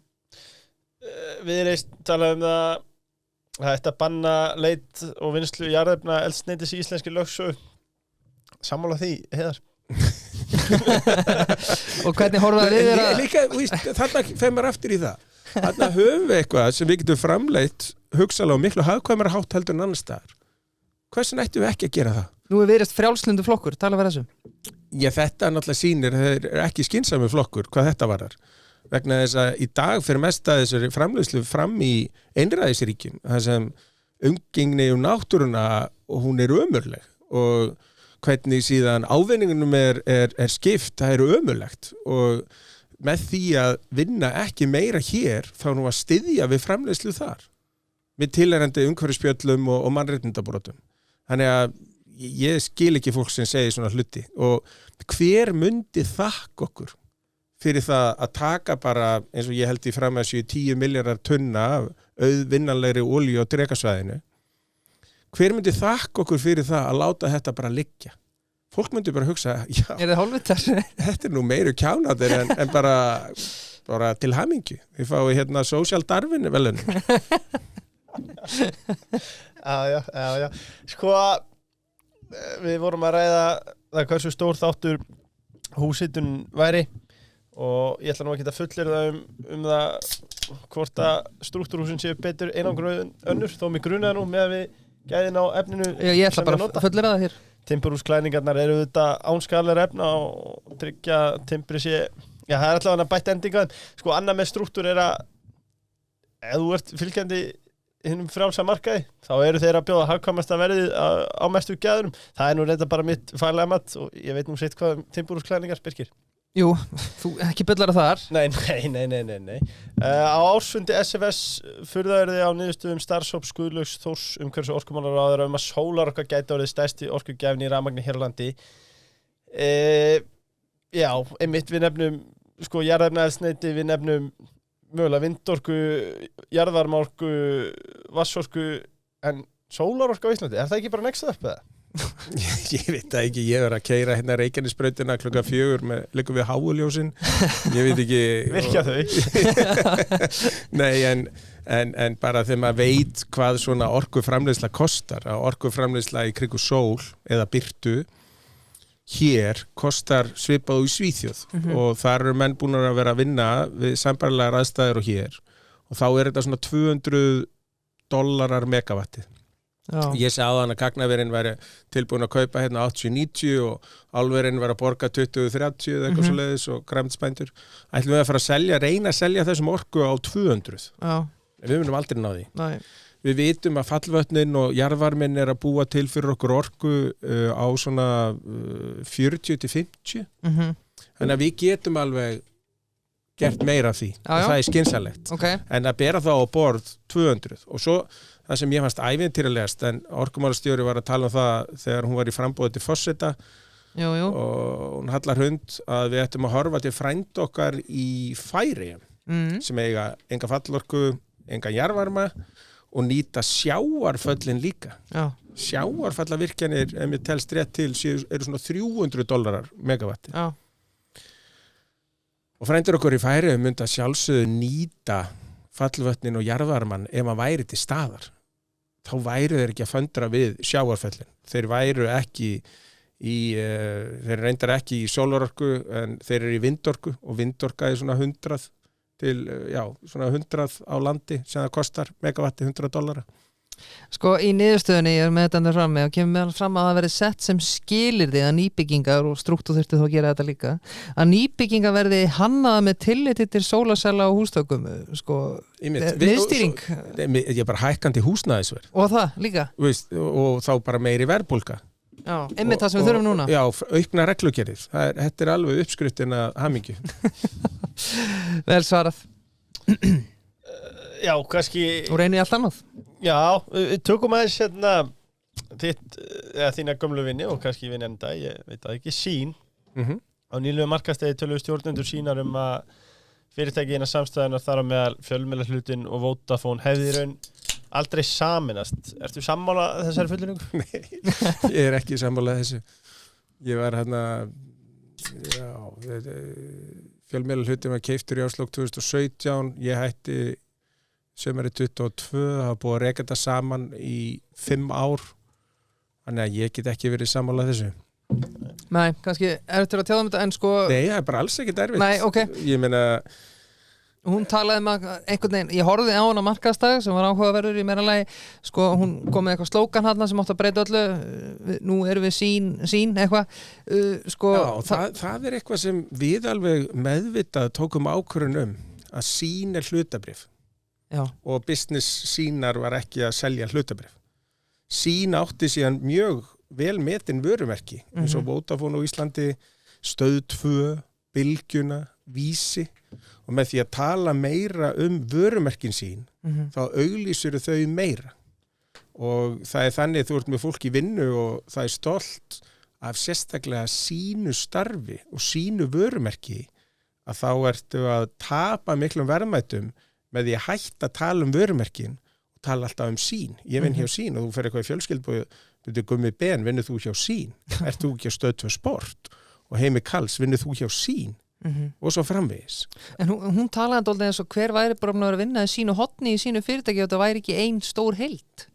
Já, það þannig að þarna var verið að vinna saman að kross-sölu. Það var búið til ein auglýsingasala fyrir alla miðlana sem eru. Það var ákveðið frekar en að einhver væri að selja bara fyrir útvarpið, að hann var að selja líka fyrir sjónvarpið og vísi. Og þá var ekki einhver, segjum markastjóri að fá 3 símtöl frá Suðurlandsbraut, heldur frá einum aðila. Og þá þetta að tvinna þetta betur saman og taka saman í markasherferð og svo framvegis. Þannig að auðvitað var þetta gert. Já, sko, hvernig horfir þetta við þér? Ég meina, hlutabréf verið hjá þeim búin að hríðfalla og alls ekki góðar afkomur upp á síðkastið, 17 milljónir síðast sem minna en við erum með í Chelsea Dark, sko. Reyndar ekki. Hvað búið að klika? Þetta hefur verið dýll aldarna sem þú gerir, eins og við talaðum áður. Nei, en sko, þegar ég hætti í júlí, ágústa, í júní, þá vorum við með markmið fyrir fyrirtækið að gengi fer upp í 150 því ég hætti að vera 64 og þetta var út á því að við sáum fram á það að sjóðstreymið gæti meira en tvöfaldast á þessum tíma. Og á þessum tíma var fyrirtækið að hagnast það bil 100 milljónir á mánuði. Núna það að tapa cirka 100 milljónir á mánuði. Og það útskýrur þetta gengisfallið. En þegar við sáum fram á það að við gætum hugsanlega náð fyrirtækinu upp í að hagnast rúmlega 200 milljónir á mánuði. Og það sem gerðist veturinn 22 var að mér sýndist fyrirtæki fara í svona verðstríð á fjarskiptamarkaði. Síðan hafa verið keyptir mjög dýrir efnisréttir og það þetta bara hækkar kostnaðinn, þannig að þú fer í verðstríð og lækkar í tekjurnar og bætir í efnisréttina, þá eykur kostnaðinn og það náttúrulega er alltaf lítið eftir til skiptana. Við tölum þegar við fengum þig síðast eða þar síðast enska boltan þegar þú varst að bjóða útastöðunar í verðið, hvað endur á Borgarfjörður núna og heldur að þið munið fá það tilbaka, þessa fjárfestingu? Já, vegna þess að þegar vorum að ræða þetta síðast að þá var ég með að koma inn á það að framtíðin með að dreifa svona efni er í gegnum snjalltækin sem við erum með. Þú þarft ekki innlendan dreifi aðeila sérstaklega. Í gamla daga þá varst ekki með hennar hraða sem gat bara streymt hverjum leik fyrir sig í hvaða viðtæki sem er. Hvort sem var þráðlaust sjónvarp heima eða sími eða spjaldtölva eða eitthvað annað. Þannig að núna þarft ekki lengur eða vart Premier League eða NBA eða eitthvað svona stórt vörumerki alþjóðlega íþróttum, þá þarft ekki að vera með innlendan dreifingaraðila. Þú getur farið bara beint í viðskiptavinnin. Þannig ég sé alltaf fyrir mér að bara Premier League alveg eins og NBA með League Pass að það kæmi eitthvað slíkt. Já. Og svo myndur þá bara gera samninga við einhvern eins og Google og Facebook og Amazon sem eru með þvílíkt auglýsingavægi á hverjum markaði fyrir sig. Þeir get bara keypt auglýsingaplássin á hverjum stað fyrir sig. Já. Þegar það er hálfleikur eða eitthvað slíkt. Hvað var enda talan þarna þegar þið keyptu enska boltana? Núna? Mér sýndist að það hafi verið 1,4 milljarðar. Já. Þú færðu auðvitað ég veit bara sem dæmi, ég er hjá símanum að því að það er leitt að ég horfa enska boltan, auðvitað verður einhver krossala þarna, en þetta er ansi miklu peningar fyrir fyrirtæki sem er að tapa 100 milljónir á mánuði. Já, en svo segir maður líka, er þetta framtíða business? Já. Vegna þess að tæknibreytingarnar er að gera það að verkum að þessir eigendur efnisins út í heimi þurfi ekki lengur samstarfsaðila í hverju landi.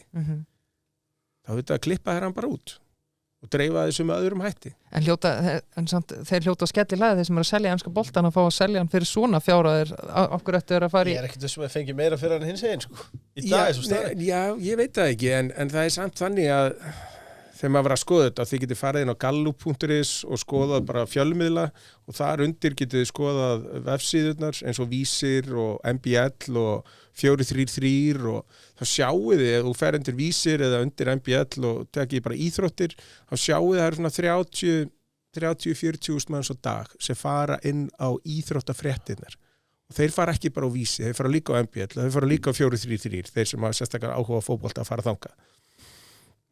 Og svo fyrir maður að hugsa, já það eru svona rosalega heitir aðdáendur að þessum efnisréttum, hvað eru þeir margir? Og þá þetta svona 30.000 áskriftir sem hámarkið sem getur selt í ensku úrvalsdeildinni. Já, ef allir myndu kaupa. Sem hafa áhuga á íþróttum. Já. Og enska fótboltan, þannig. Og mér sýnist það vera cirka bara raunin. Einmitt. Og þá fyrir maður að spyrja sig, hvað eru til í að borga þetta á háu verði? Arsenal aðdáendur, þeir mjög verðtegnir og Tottenham aðdáendur sérstaklega verðtegnir og smásálalegir en Liverpool aðdáendur, þeir voru til í að fórna 3 puttum fyrir þetta sko. En þetta alveg rétt sem Heiðar að segja og ég að heyra meira og meira að menn segja bara auðvitað leiðilegt að menn að stela leikjum eða finna ykkur strím eða eitthvað en ég að heyra meira og meira fólki sem bara ég ætla ekki að vera að borga þetta einhvern 10-15 skall á mánuði fyrir þetta sko.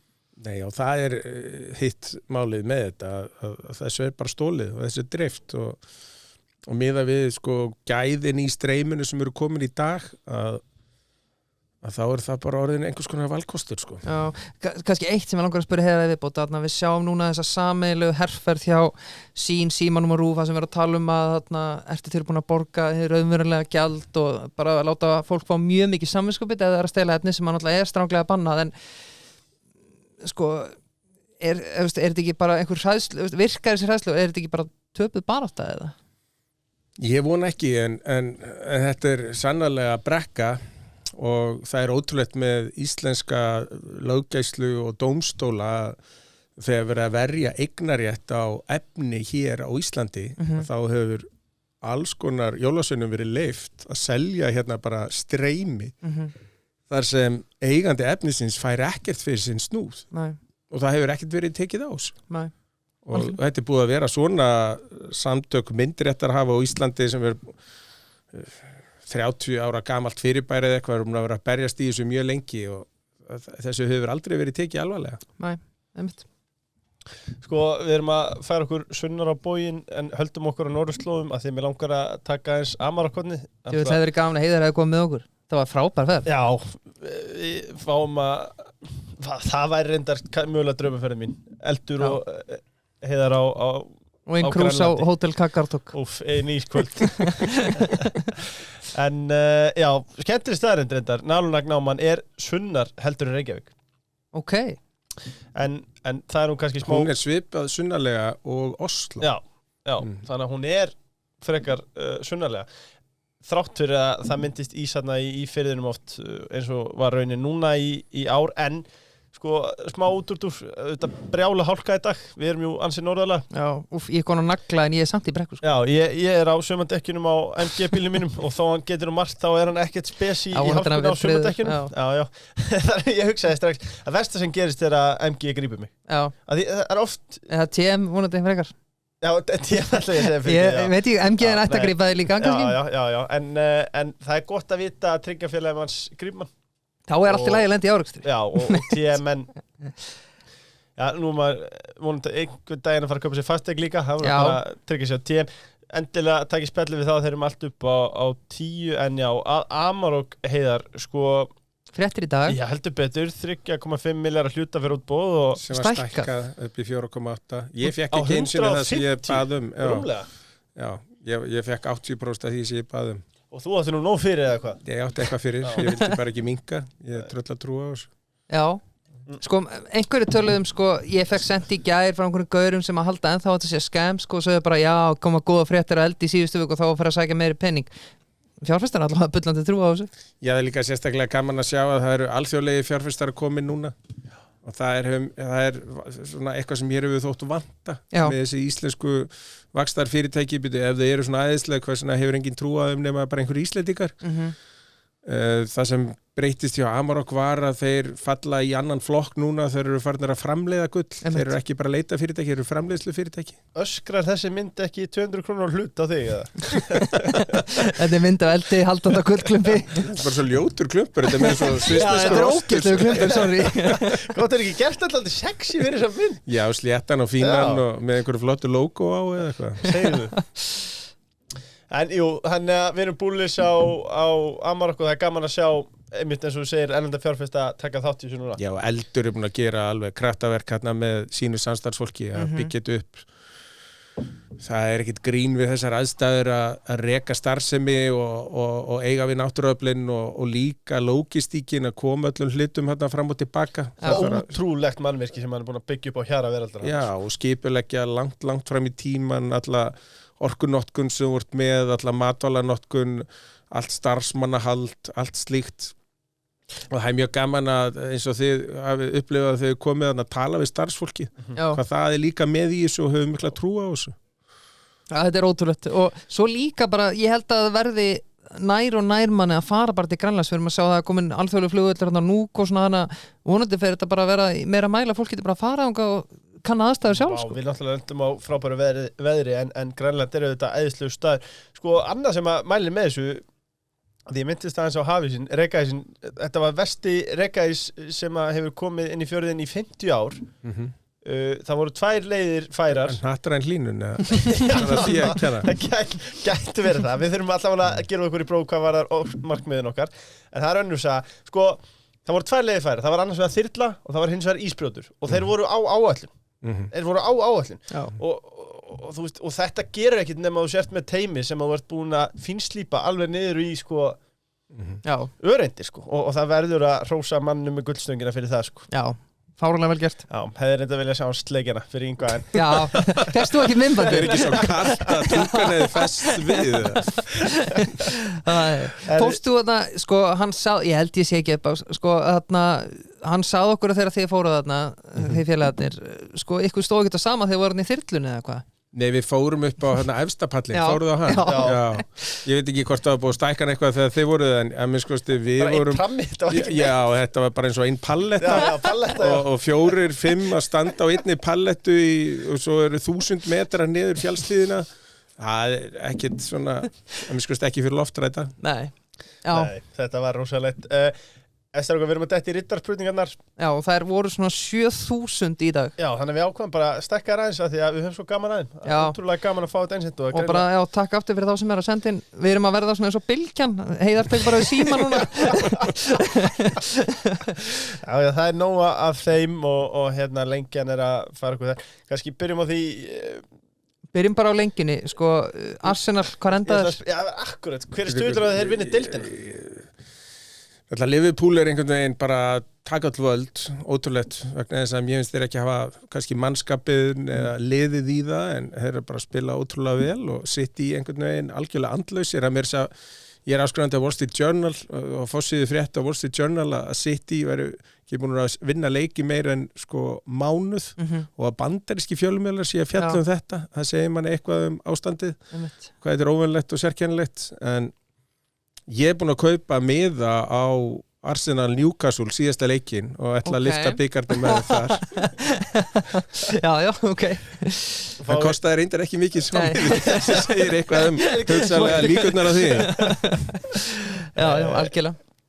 Lengjan styður við íslenskt íþróttalíf, en sko Eyþór spyr hérna, fylgist þú með þróun á yield curve bandarískra ríkisskuldabréfa og telur þú að þróun hennar sé áreiðanlegu mælikvarði á það, það stefni í efnahagslega erfiðleika? Já, sem sagt vaxta ferillinn í Bandaríkjunum. Ég horfi á 10 ára og 5 ára og 2 ára vexti á hverjum einast degi og í Bandaríkjunum og líka í Evrópu. Og þegar mér finnst þetta vera sá mælikvarði sem segir mér mest væntingar á markaði og mér finnst ótrúlega skrítið að þegar Trump vann að þá hækkuði þessi vaxta ferill í Bandaríkjunum sem ætti að þýða samkvæmt hagfræðinni lækkun hlutabréfa, en hlutabréfin hækkuðu líka bara. Þannig að það er eitthvað skrítið í gangi og það er náttúrulega búið að vera þannig að þessi stóru seðlabankar eru búin að vera kerfisbundið að fikta í þessum vaxtaferlum og með þessu sem kallað magnbundin íhlutun og þannig að þeir ekkert jafn áræðilegu mælikvarði eins og þeir voru fyrir 20 árum síðan og 40 árum síðan og svo framvegis. Magnbundin íhlutun. Já, quantitative easing. Já, þá fer Seðlabankinn inn og kaupir skuldabréf til að vísvitandi, get ég sagt, bara falsa markaðsverðið. Kannski ein bónusspurning frá mér, heldur að hlutabréf á Íslandi muni lækka ef við fáum vinstri stjórn? Já. Vegna þess að vextir hækka. Já, frábært, gaman að heyra það. Króna lækka líka. Verðbólgan eykst. Skál. Yes. Skál. Hvernig stendur á því að íslenskt atvinnulíf standi svona styrkum fótum þrátt fyrir þungt regluverk og mikil umsvif hins opinbera? Já, það af því að við erum bara vel í sveit sett með við það það alltaf verið að tala niður það að vera hráfuru þjóð, að vera að tala niður það að eiga auðlindir, að það sé til einhver auðlindabölvun, að þau land sem eiga mikið af orku, eiga mikið af einhverju land sem áttu mikið af skóum eða mikið af ræktarlandi, að þetta myndi einhvern veginn skemma fyrir. En okkur hefur lánast hér að nýta þessar auðlindir á sjálfbæran hátt og það hefur gert það að verkum að það ekki svo kallur rentusókn, þetta gert á ábyrgan hátt, það eignaréttur og annað sem tryggir það að við náum að búa til svona undirstöður í kerfið sem eru arðbærar og þá getur maður hort á sjávarútveginn og orkuframleiðsluna og svo framvegis og þetta bara styður við allt annað. Þetta býr til bara traustan grunn og það ástæðan fyrir því að þrátt fyrir þessi stjórnvöld þá hefur okkur vegnað vel. Það ekki út af þessum reglum og þessum stjórnvöldum sem okkur hefur vegnað vel. Nei, og myndi líklega bara ganga enn betur ef það eru með betri stjórnvöld? 100%. Já, takk. Ívan Þráinsson, gaman að þessari, myndir þú hætta að greiða eftir einhvern ákveðin aldur mánaðarlega í séreignarsparnaðinn? Eða þess að séreignarsparnaðinn minna höfustóla á húsnæðislán eða greiða þangað til þú eru 60? Ég myndi alltaf greiða inn á lán ef ég má það og taka út af séreignarsjóði og greiða inn á eigið húsnæði. Einhver sem á eitthvað, hann fer alltaf miklu betur með það. Þannig að treysta einhverjum öðrum fyrir peningunum sínum, jú, það hægt, það betra að sjá það sjálfur. Treysta einhverjum öðrum fyrir húsnæðinu, þetta eins og Friedman sagði, það hefur enginn þvegið bílaleigubíl. Nei. Ef þú átt eins og að bílinn, þá þrífur hann og hugsa vel hann. Frábær punktur. Kári Björn spyr og þú ræður hvort svarar þessu, hvaða fyrirtæki á íslenska markanum séu framtíð sem góður stokkur? Mér finnst íslensku fasteignafélögin þó þau séu búin að hækka mikið, mér finnst þau ekki dýr. Mér finnst Heimar áhugavert framar öðrum þar. Mér finnst Festi sérstaklega á smásölumarkaðnum áhugavert. Mér finnst svona, þetta Amarok mjög áhugavert, það miklu áhættu samara, það svona 3 sinnum til 4 sinnum meiri áhætta heldur en í hinum bréfunum sem ég var að nefna. En Alvó? Nei, ég hef ekki áhuga á Alvó og hef aldrei almennilega myndað mér skoðun á því, en því miður hefur þeim ekki vegnað jafnvel eins og menn byggust við. Það náttúrulega óskandi fyrir Ísland að þeir slá í gegn og gangi sem allra best vegna þess að þá komin bara rein viðbótar stóð í okkar útflutning sem væri lyfjaframleiðsla og það myndi skipta miklu fyrir landið. Algjörlega. Ánum höldum áfram í svona frábæri rittarspurningum. Þá það kontaktfyrirtækjar okkur.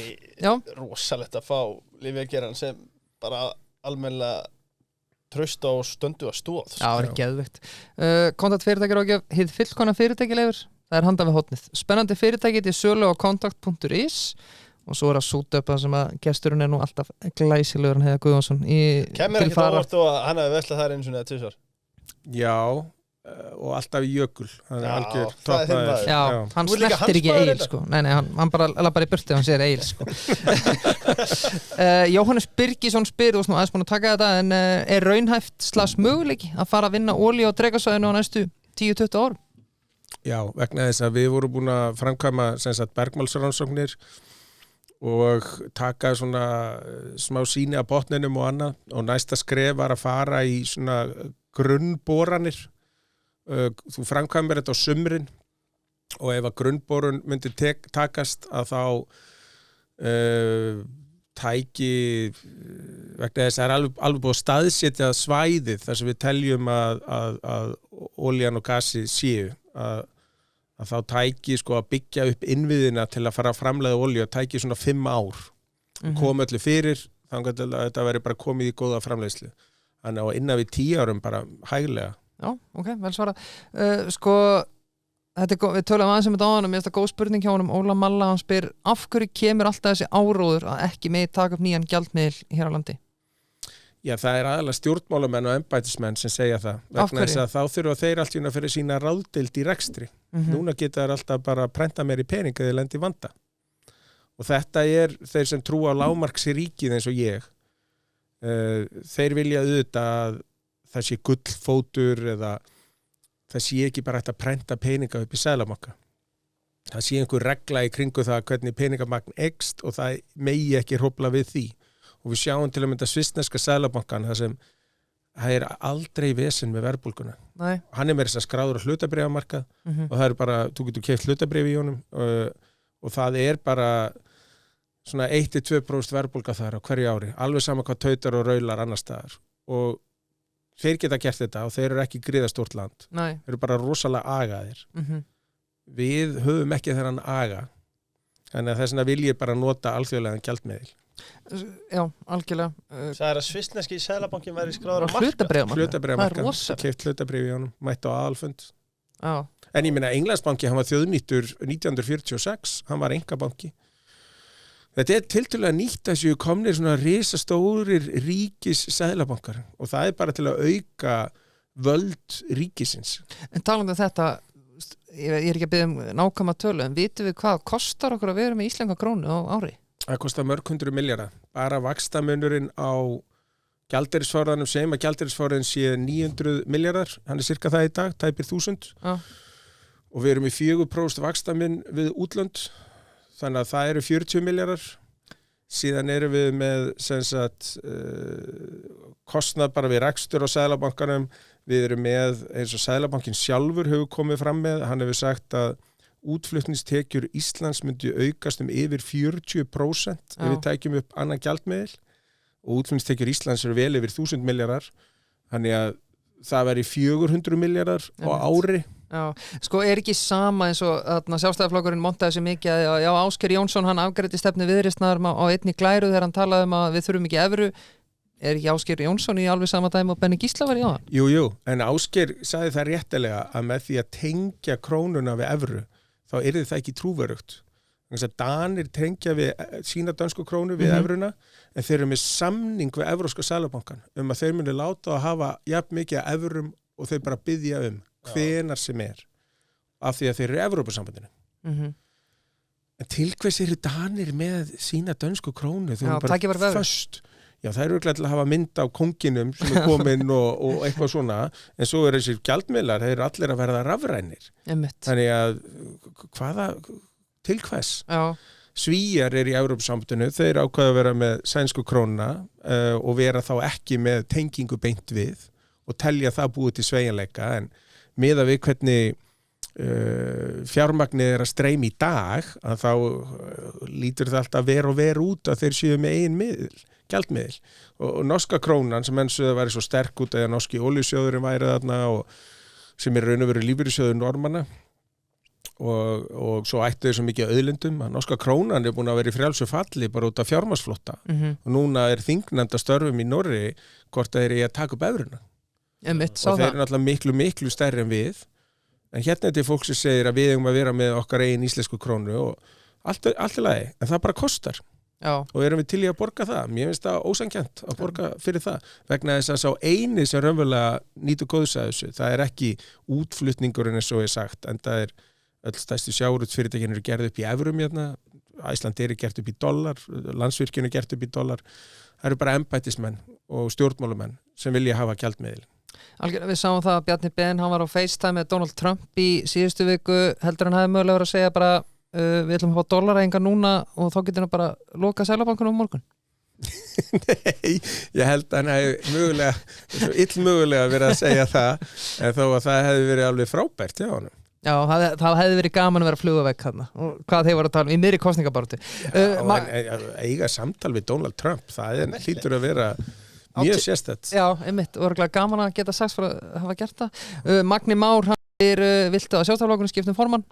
Já. Bitcoin búið að sokka þig? Nei. Ég bara kem ekki nálægt Bitcoin. Nei. Hefur engin áhrif á mitt líf. Á að sameina hægri flokka í eitt, spyr Búlan, þá að tala sjálfstæðisflokk, Viðreisn og Miðflokkin. Já, ef það væri hægt, Já. þá væri það náttúrulega þægilegra. Þá væri þeir alltaf með nánast 8 stöðu í öllum svona ríkisstjórnar samstarfi og þannig var það að það voru allir eiginlega vinstra megin nema sjálfstæðismenn og framsókn svona dansa svona mismikið, með samvinnuhreyfingin ekkert annað en vinstri hugmynd stríðir gegn eignarréttinum og þannig að þeir sem voru eignarréttasinnar voru hægra megin og þess vegna finnst mér þeir ættu að vera svona einhvern veginn hvað getur maður sagt, bara það svo lógíst að þeir séu bandamenn í einhvers svona samstarfi. Algjörlega. Örn Axelsson spyr mætir bara þegar Amarok gengur vel og hvernig fæ ég inntak af Norðurslóðasókn. Það alltaf frábæra fréttir af Amarok þegar kemur. Ég vissi ekki að þetta hefði hlutað svona æxlast svona. Ég segi bara já. En inntak af Norðurslóðasókn? Já. Ég skal selja honum inntak. Ég ekki að gefa þetta. Bútvar Þeir eru með eina erfiða. Ertu að meina virkjunarkostinu? Já. Bútvar náttúrulega þeir elska virkjun. Þó þessu úver á bræði þá getur alveg verið harðir í spurningunum. Ég labbaði inn í því miður á TFR áðan. Heiðar, þessi múka er handa þér. Þar var einn maður sem að glotti við tönn í þekktina mann ekki neitt en hann hélt á 2 bútvurum og ég táraðist. Já, fallegt. Tekniska gullið. Bútvarmenn, þeir vilja vita þeir eru svona að velta fyrir sér helstu virkjunarkostum utan rammaáætlunar. Hverju Heiðar spenntast fyrir? Já, ég meina, það er búið að virkja Þjórsá nokkru sinnum og það eru 3 hagkvæmar virkjanir eftir og núna er bara Hvammsvirkjun komin inn, þannig að það eru 2 í viðbót sem var hægt að taka þar og það væri bara mjög hagkvæmt. Síðan eru í ám sem er búið að virkja að fjölga virkjunum þar, það er alltaf að vera betur og betur í tækni og nýta betur streymi vassins. Það er bara mjög mögulegt, þannig að hagkvæmustu virkjunarkostirnir ekki endilega að brjóta eitthvað nýtt undir heldur bara að halda áfram með það sem er byrjað á. Þannig að mér finnst það einhvern veginn augljóst. Já. Þriðjudagsstilboð búlunni ger, Sælir. Hvernig sérðu þróun næstu ára? Hvað var það raforku verið á Íslandi? Hversu mikið mun það hækka áður en það lækkar aftur sögum? Það mun hækka helming á næstu 5 árum, því miður. Ástæðinni svo er bara, það eru uppsafnaði vandi, það er ekki búið að vera að virkja nógu mikið og ekki virkja í takt við þróun samfélagsins og þá þegar við erum með svona vöru sem við þurfum svo nauðsynlega á að halda, hún er algjörlega óverðtegin við, eins og ég var að tala Liverpool mennin áðan, þeir eru til í að borga hvað sem er fyrir áskrift að stöðusport eða ensku úrvarsdeildinni, þannig að þarna er það þannig að ef við bara vantar rafmagn, þú ert til í að borga hvað sem er. Og þess vegna hækkar verðið alveg gríðarlega mikið í litlum viðskiptum og það er mjög erfitt að halda aftur af því. En Viðreisn og Samfylking töluðu fyrir að virkja meira?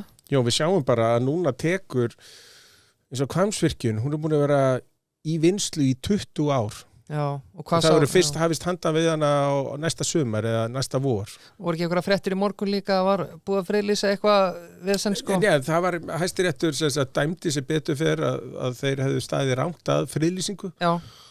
Þannig að það þarf að hugsa það mál upp og nýtt. Og þetta er bara alltaf það sama gamla, menn halda að með því að sitja reglur og eitthvað, það kosti ekki neitt. Hvernig fannst þér, því að Gulli og okkar maður, hvernig stóð Sjálfstæðisflokkurinn sig í umhverfissamvindinu? Hann stóð sig ekki vel. Nei. Ég meina, Gulli líka, mér finnst hann mjög góður og það sem er að ráðuneytið svolítið gleypti hann. Hann segist að það var rofið kyrrstöðu? Hann gerði það á vissan hátt, en það er svolítið sláandi ef maður horfir á stjórnkerfið að það eru, sko, umhverfisráðuneytið var stofnað við mann rétt, sko, 1995, bara með nokkru starfsmennum. Í dag eru svona 60 manns að vinna í umhverfisráðuneytinu. Þeir sem að vinna í orkumálum innan sama ráðuneytis, það ekki einu sinni 10%. Hvað hitt fólk að gera þeir? Já, það að reyna að verða allt og svo hinnir sem vilja virkja eða sjá til þess að þessi farið eftir reglum í kringum virkjanir, þeir eru svona 2-5 og maður hugsa með sér, hversu er stjórnkerfi svona uppbyggt eða þetta grundvöllur lífsskilyrða okkar hér. Já, algjörlega. Birgir Valur spyr, hver er þín skoðun á Elon Musk? Já, hann er bara einhver áhugaverðasta fyrirbæri sem maður hefur séð, bara æfið þessa manns og hvað hann er að gera og hvað hann segir. Það er bara, ég meina, maður hafi lesið alls konar menn eins og Rockefeller og Howard Hughes og Edison og hinn og þessa, en þessi maður bara er á pari við það. Hann er bara einstakur og ég meina, skamma sín ekkert fyrir það. Það er það sem er svo skemmtilegt. Þú kallaði nú verðið á Tesla, það var ekki alveg rétt.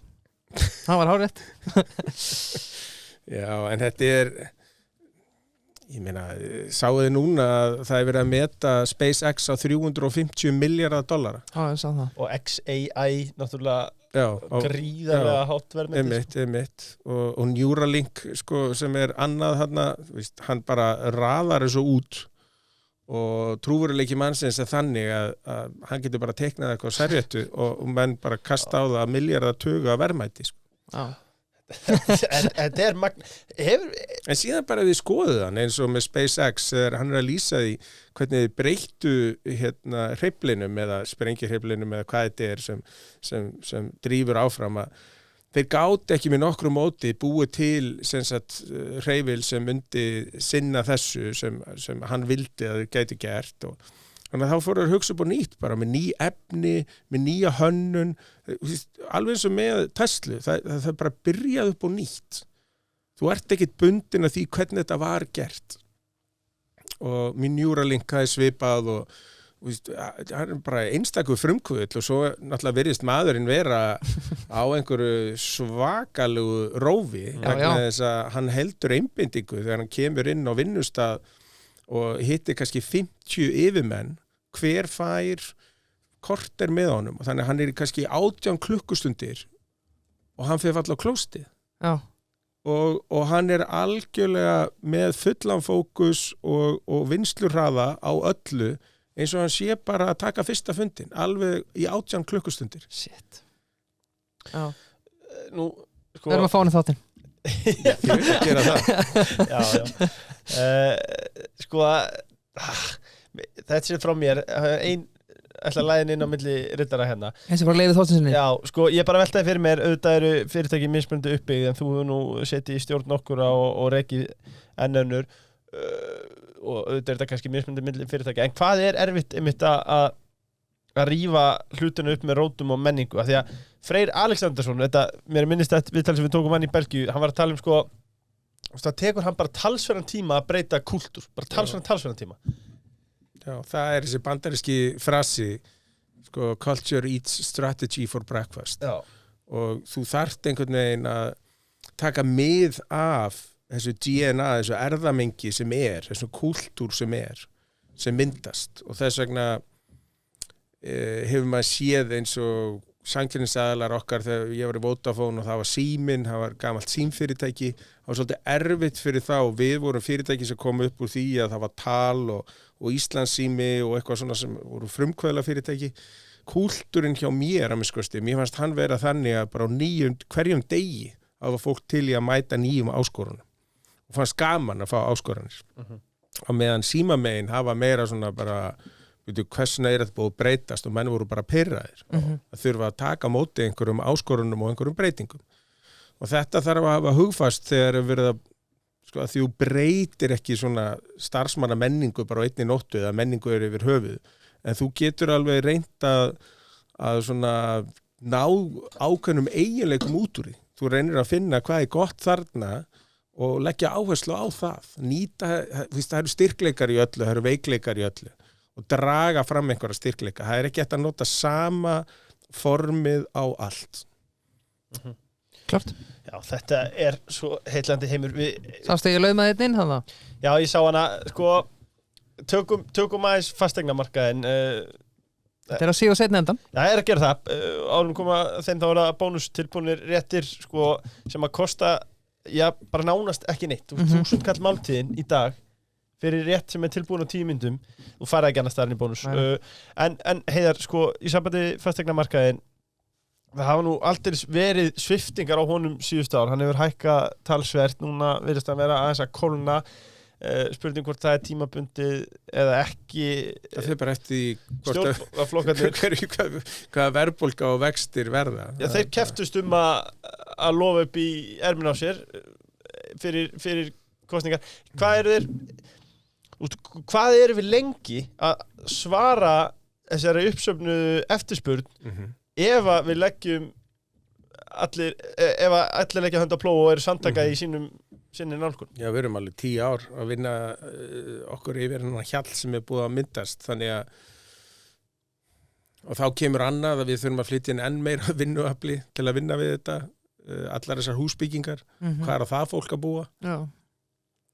Þetta mjög óheppilegt ástand og hvernig vinnur maður á svona ástandi, það með því að einfalda reglugerðir.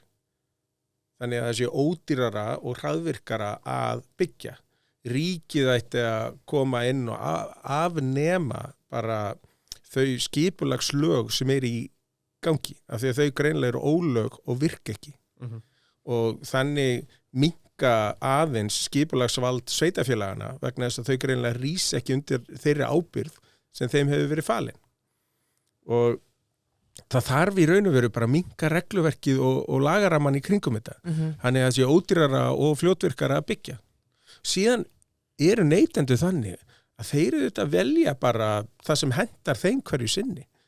Og hérna einhverjir staðlar þar sem það eiga allir að búa nánast eins og 4 eða 5 stjörnu hóteli. Já. Ég oft gist á 2 og 3 stjörnu hóteli og ef mér langar að búa þannig og spara peningin í eitthvað annað, hversna má ég það ekki? Ekki allt 5 stjörnu núna bara? Það liggur við. Já. Það eitthvað smá mismunandi á milli sveitafélaga, en svona 4 til 5 stjörnur. Þetta allt DIB að kenna? Nei. En Reykjavíkur borg hefur farið á undan með vondu fordæmi, en það skrifast mjög mikið á þau. Já. Við sjáum á Leifur að fara inn núna, getur verið góð kaup fyrir hann. Ef hann hefur efnaði, já. Við sjáum verðbólguna vera nálgast markmið ef við tökum húsnæðisliðin út. En maður spyr sig það ekki samt ef og hefði þetta með það? Nei, maður spyr sig er ákveðin ómöguleiki í þessu?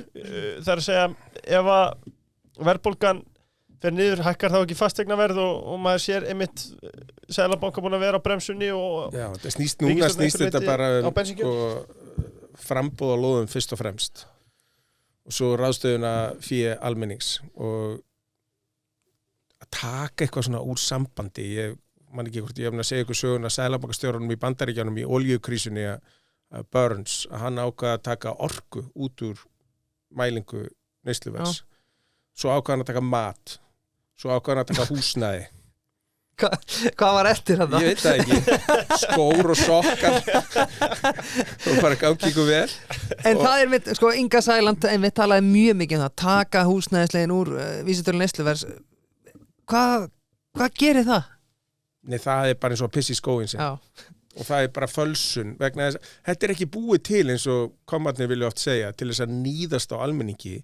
Verðtrygging búin til og til þess að halda kaupmætti og halda aftur af neyslunhneigð og eyðslusemi hins opinbera. Verðtrygging vörn gegn peningaprentun hins opinbera. Og peningaprentun getur komið fram bæði í gegnum ríkið, gegnum óhærilegri skuldasöfnun og svo í gegnum Seðlabankan bara með því að auka peningamagn í umferð og afhenda ríkinu. Þannig að þetta vörn og að vera með verðtryggingu það út af því að krónan svo léleg, þá þurfum við hana til þess að búa til einhvern stöðuleika hérna.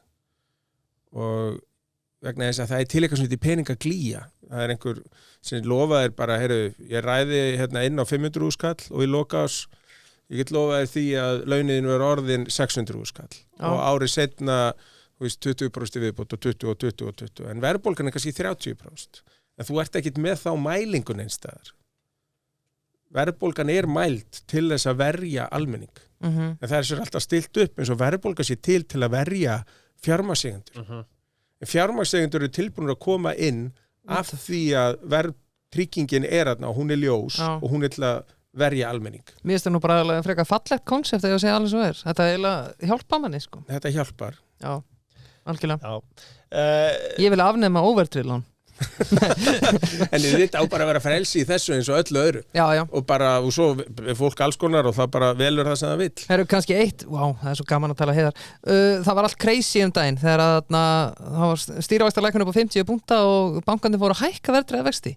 Skildirðu þá ákvörðun? Bjarni Ben var ósáttur, Ásgeir Jónsson var ósáttur. Já, en þetta af því að ríkið af því að þeir eru verðtryggðu lánin sín þurfa að fjármagna á verðtryggðum vöxtum og grunn viðmiðið það ríkis verðtryggðir vextir og af því að fólk hefur ekki mikla trú á því að ríkisfjármálin sé í lagi eða verði í lagi þá hefur sá grunnur bara verið að hækka og það alltaf erfitt fyrir bankana af því að samkvæmt fjármálaeftirlitinu og Seðlabankanum þar með þá þurfa þeir að vera með jafnvægi að eitthvað sem þeir að lána verðtryggt þurfa þeir að fjármagna verðtryggt Þannig að Seðlabankinn lækkaði óverðtryggða vexti en verðtryggðir vextir hækkuðu samt og þá þurfa bankarnir að fylgja með.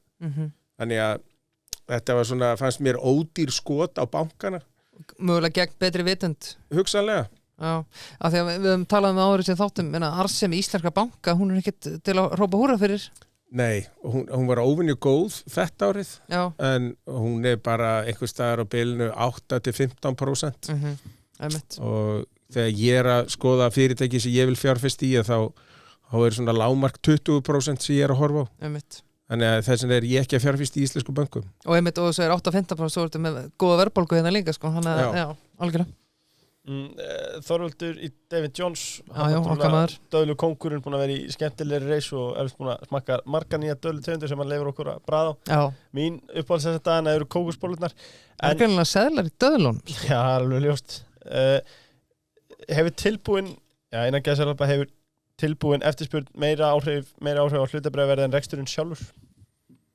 Til skamms tíma hægt að spila svolítið eins og í kasínó bara á stemninguna hverju sinni en til langs tíma kemur alltaf sannleikurinn ljós þá snýst þetta bara sjóðsflæði það snýst bara það hvað reksturinn að framleiða hverju sinni þannig að til skamms tíma já en til langs tíma nei.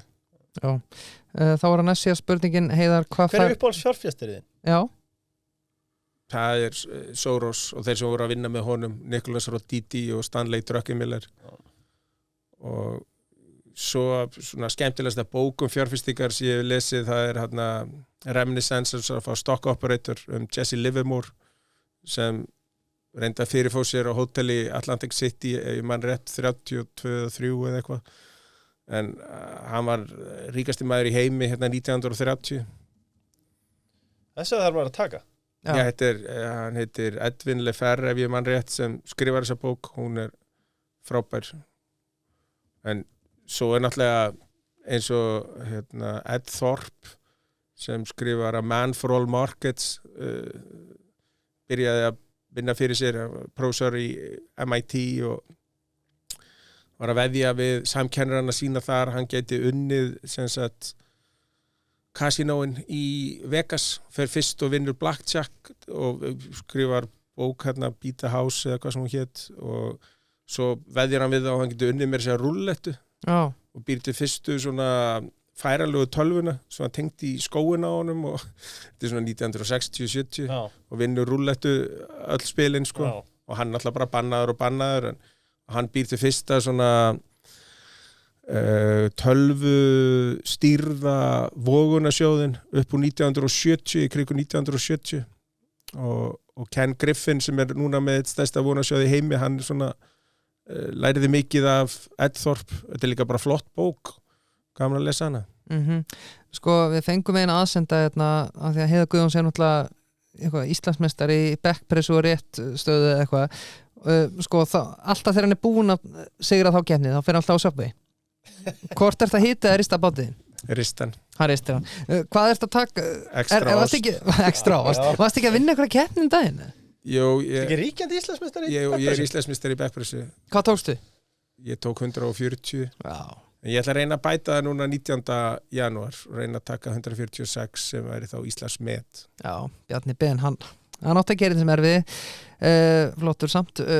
Síðast spurningin, hún hefur pottið komið áður en hlutir fljótir að breytast í pólitík eða hvað ertu með eitthvað leifur? Ég langar bara forvitnast 140, er það eða 146, sko, er það persónal best á ævinni? Ertu í besta formi æviðinnar?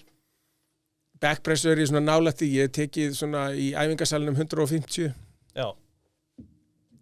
Það er meiri pressa þegar þú ert kannski með Siggu Andersen að horfa á þig. Já, það er miklu skemmtilega. Hún er stórkostleg og á þessum mótum og á þessum mótum það er svo mikið gleði. Já.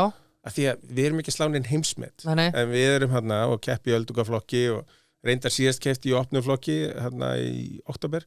En þá, það er bara samstað. Það vilja allir öllum það besta og það er rosalega skemmtilegur andi í kringum þessa íþrótt. Einhverja hafði haldið þetta var einhver svona harðhausa dæmi og það væri ofmikið einhver spenna og reiði og öskur og læti, það er ekki þannig. Já, algjörlega. Ég þarf að koma með þetta. Það er hætta þá eftir fertugt er þetta bara það besta sem hægt er að gera við líkamann á sér til að viðhalda vöðvamassa og þannig viðhalda orkustígi. Ég trúi því. Ég er kannski betri í skákinni. Herru, kannski eitt af lókum. Við erum að halda Íslamóti í atskák á Selfossi helgina. Það geti verið leinigestur sem heitir Friðrik Ólafsson sem opnar skákmótið og ég veit að Margi Pétursson ætlar að taka þátt, þannig að það eru byssur sem verða þarna. Þannig að ef að fólk vil hitta okkur annars er hægt að skrá sig á skák.is. Síðast spurningin, hún hefur pottið komið áður en hún er búið frumherja og kemi. Herma Guðmundsson talaði varnarsigur á Sjálfstæðarflokknum. Ég hef ekki hitt meiri sjálfstæðismann en þann meistara og kemi þeir leggja áherslu á vandaða vörur og góða þjónustu og Tunguválsi 10 og það er einfalt með frumherja. Það fyrir að drífa sig í skoðun. Já, beint í skoðun. Fyrir þá hlustendur, við erum með mikið af nýjum ungum hlustendum sem við erum í ánægði með. Fyrir þá ungu hlustendur og bara alla hlustendur sem eru búin að safna sér smá pening og vilja byrja að fjárfesta, hvernig á að byrja, með hverju mælur? Hvað ráðum maður að gefa ungum fjárfestum sem er að stíga sín fyrstu skref? Ég meina, það eru til alls konar bækur sem hægt er að lesa vegna þess að þetta er ekki leiðilegt. Þetta er svona hugar íþrótt og það er alveg hægt að hafa þetta sem áhugamál á þess að verða upptekin á peningunum sjálfum, heldur að vera upptekin af því hvernig þetta á sér allt stað og skilja flæði fjármagns, skilja það hvað vextir hafa áhrif á hvernig fyrirtæki og atvinnugreinar eru mismunandi og það er eitthvað sem kemur oft fólki óvart að það er til frábær fyrirtæki sem eru ömurlegar fjárfestingar. Já. Og það er til ömurleg fyrirtæki sem eru frábæra fjárfestingar vegna þess að allt hefur sitt verð. Sum fyrirtæki eru bara allt og lágt metin óháð því hvort þau séu góð eða slæm og önnur eru allt og hátt metin óháð því hvort séu góð eða slæm. Þannig að það megi ekki vera tilfinningar í þessu. Þú þarft bara að skoða, það eru til fyrirtæki sem eru við það að fara á hausinn en upplausnarvirðið þeirra í margfalt markaðsvirði. Hvernig eiga hlustendur sem er ekki fróður og þú að vita hvort að eitthvað sé vel verðlagt eða ekki? Já, bara kynna sér það. Ég meina, þegar ég var að vinna í New York hérna 2001, mér minnir að Apple hafi kostað $4 miljardar en þeir áttu $12 miljardar í peningum inn á bankareikningi og skulduðu ekki neitt. Það þrefaldi upplausnarvirði bara. Já. Og hvað kostar þær í dag? Það er meira.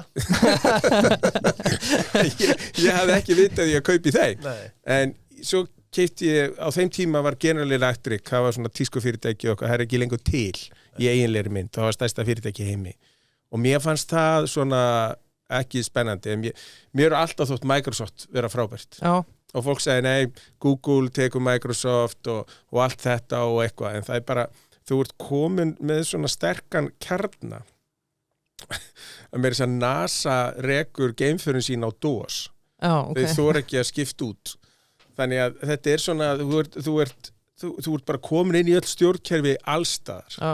Og stýrikerfið þitt er eiginlega stýrikerfi heimsins. Það er rosalega mikið til að skipta því út. Menn héldu þennan tíma að Google myndi taka þetta allt yfir. En sem betur fyrir að þá komi nýjir stjórnendur hjá Microsoft sem tóku bara fyrirtæki og gjörbreyttu því. og fyrir að nýta styrkleikana og fyrir að þróast með markaðnum frekar heldur en að blóðmjólka gömlu stöðuna.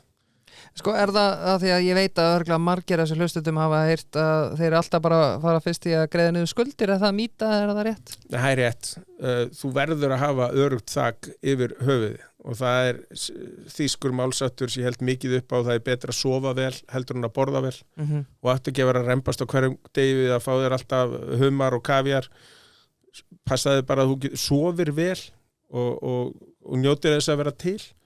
Þeir sem taka mikla áhættu þeir annarkvort brenna sig á því eða brenna upp við að halda það út vegna þess að og svo er náttúrulega bara mismunandi eftir fólki hvað áhættu þol það hefur. Sumir eru áhættu fíklar sem er ekki gott en svo eru aðrir sem þola alveg áhættu og sofa vel þó þeir hafi lagt mikið undir. Hvort á ungt fólk eða gamalt fólk að vera að taka áhættur? Alltaf ungt fólk, af því að þá hefur efna á því að gera mistök, gamalt fólk hefur ekki efna á því, það hefur ekki tíma til að bæta fyrir mistökin, þannig að því yngri sem maður er, því meira efni hefur maður á því að taka áhættu og þegar maður er yngri, maður á alltaf að borga niður þessi lán sem eru með háum vöxtum og svo að leggja fyrir og fjárfesta þá meiri hlutabröfum heldur en skuldabröfum til lengri tíma eiga þau að gefa meira af sér, en það sem besta náttúrulega af öllu sem fólk gerir, það er að stofna eigin fyrirtæki og verið í eigin rekstri af því að þá kynnist að viðskiptum af eigin raun bara hreint og beint og þá kannski rennur upp fyrir því að þetta er ekki mjög flókið, þetta snýst bara með að auka tekjurnar og lækka kostnaðinn og það sem er þar á milli það er eitthvað sem stækkar og það er þá rekstrar afkoman og hagnaðurinn. Heiðar Guðjónsson, takk fyrir kvöldið og takk fyrir komuna, frábært eins og alltaf. Nei, takk fyrir mig. Takk. Takk.